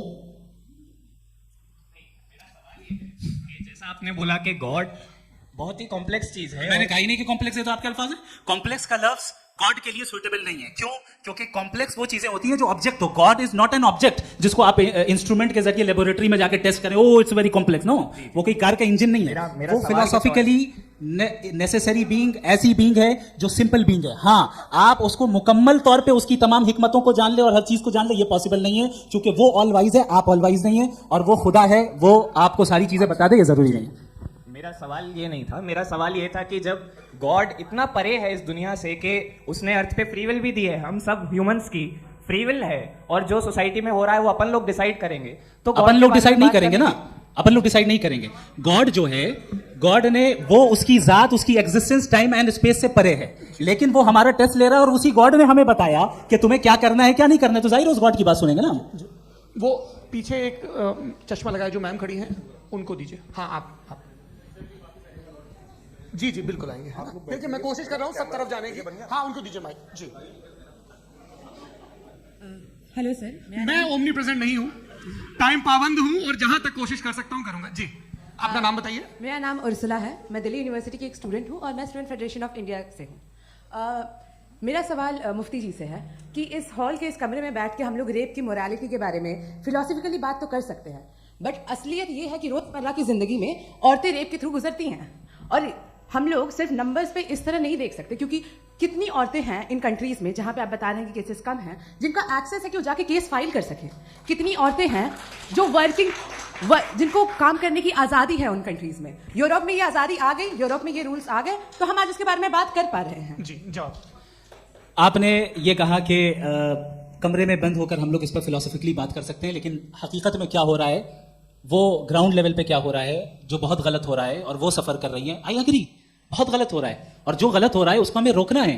और क्यों रोकना है, वो गलत क्यों है, हमारे पास इसका ऑब्जेक्टिव फाउंडेशन है, इनके पास उसका ऑब्जेक्टिव फाउंडेशन नहीं है। मैं ये कहना चाह रहा हूं कि जहां पे भी जुल्म हो रहा है, जहां पे भी औरत पे जुल्म हो रहा है, या उसकी इज्जत लूटी जा रही है, या उसे तकलीफ पहुंचाई जा रही है, और सिर्फ औरत नहीं, किसी इंसान के ऊपर भी जुल्म हो रहा है, तो उसके खिलाफ खड़ा होना, ये मोरालिटी हमारे पास गॉड के पास से आई है। वरना जावेद साहब तो कह रहे हैं कि जो है मेजोरिटी डिसाइड करेगी, तो मेजोरिटी तो कभी भी बदल सकती है। क्या आप नाटू? ये थोड़ी सी आपको गलतफहमी है। मैं अगर मेरे जुमले से ये मतलब निकला या मैंने कहा, तो ये जुमला मैं वापस लेता हूँ, ये मेरा मतलब ही नहीं था कि मेजॉरिटी डिसाइड करेगी। मेजॉरिटी डिसाइड करे तो दुनिया में बड़ी, वैसे आपने कहा था ये जुमला, अच्छा हो सकता है, मैं मान रहा हूँ, बाद में रिकैप कर लेंगे। अरे एक सेकंड, मैं अपनी एक्सप्लेनेशन दूँ। मुनासिब बात यह है कि हम सब के सब दिल में जानते हैं कि क्या अच्छा है क्या बुरा है, हमें पता है अच्छी तरह। जो लोग बुरे काम करते हैं उन्हें भी मालूम अच्छा क्या। यही तो सवाल था हजरत, कि फिर ये मोरालिटी आई कहां से? Cross examination. हाँ जी, हाँ। मोरालिटी साथ रहने की डिजायर से रही है, यानी साथ रहकर जो कुछ कह दे, जो कुछ कर दे, वो हो जाएगा। नहीं, तो आप कायदे से रही कर सकते हैं जब तक लोगों में मोरालिटी हो, वरना क्यास हो जाएगा। ये आपको कैसे पता? जी, हमने देखा ना, जहाँ मोरालिटी का क्यास हो गया, हम देखते हैं। कहाँ पे देखते हैं? भाई दुनिया में आप जो आप कहीं पे अगर गलत हो रहा है तो उसको आप गलत देखिए। आप एपिस्टेमोलॉजी की बात कर रहे हैं, मैं ऑन्टोलॉजी की बात कर रहा हूं। मैं इस बहस फाउंडेशन क्या है? दोनों लोगों को चाय पे होस्ट करूंगा, वहां पे क्रॉस एग्जामिनेशन कर लीजिए। अभी ऑडियंस का हक मार रहे हैं आप लोग भाई, सर जस्ट लोग हैं आप लोग। भाई ये उधर आएंगे, उधर जी सर आएंगे। सर मेरा नाम लईकुर रहमान है और मैं अलीगढ़ मुस्लिम यूनिवर्सिटी का स्टूडेंट हूँ, और जहाँ तक मुझे पता है कि sir you are also product of Aligarh Muslim university. मैं भी उसी चमन का बुलबुल। हाँ सर, तो बड़ी खुशी हुई मुझे जान करके कि मैं आपसे मिलूंगा। सवाल सर मेरा सवाल यह है, सर सैयद अली रहमा का नजरिया यह था कि खुदा के वजूद को अकल के दायरे में रह करके तलाश करना, न कि पूरी तौर से उसका इनकार कर देना। Sir how will you define it? नहीं, तो ये तो आप इन्हें बताइए। ये सवाल आपसे खुदा का वजूद साबित कर रहे हैं, तो सर आपने इनकार कर रखा है, इस वजह से मेरा क्वेश्चन उन्होंने यही सर सैयद ने यही कहा ना कि अकल से आप खुदा के वजूद को साबित नहीं कर सकते, यही कहा ना भाई। वो उन्होंने कहा कर सकते हैं, और वो कर दिया गया आज। वो तलाश करना या साबित करना अकल से नहीं हो। अरे सवाल तो सुन लीजिए जी। अकल से नहीं हो सकता है, यही कहा ना आपने। अकल से हो सकता है। अरे वो यही कह रहे हैं भाई, आप बता रहे हो सकता है, वो तो कुछ और।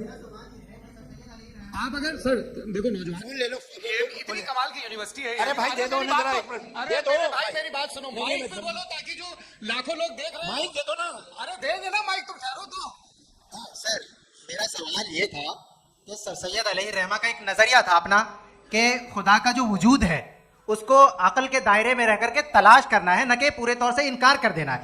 ये उनका कॉन्सेप्ट था। लेकिन मेरा सवाल ये है कि आप इसको कैसे डिफाइन करते हैं, एक्सप्लेन कैसे करेंगे, मैं आपसे जानना चाहता हूँ, क्योंकि you are the product of Aligarh Muslim university. मुझे अकल के दायरे में रखे, मैंने बहुत तलाश की, मुझे मिला नहीं।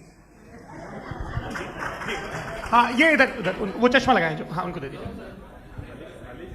जी जी फटाफट पूछिए, 5 मिनट है, 5 मिनट में खत्म हो रहा है। हाँ अस्सलाम वालेकुम मुफ्ती साहब। एंड मेरा सवाल जावेद अख्तर साहब से। क्या नाम है आपका? अरे भैया जब मुझे तो पूछ रहे हो। हाँ फैज पूछिए फैज साहब। तो मेरा सवाल ये है कि अभी जो एथियस्ट है वो problem of evil argument use कर रहे हैं अगेंस्ट मुस्लिम्स, राइट? कि इस दुनिया में इतना सारा इविल है और अगेंस्ट मुस्लिम तो यहाँ अगेंस्ट थियस्ट। हाँ थोड़ा सा करेक्ट कर लीजिए भाई, पूरी मशक्कत ही इसी बात की थी कि किसी एक मजहब पे बात न टिके।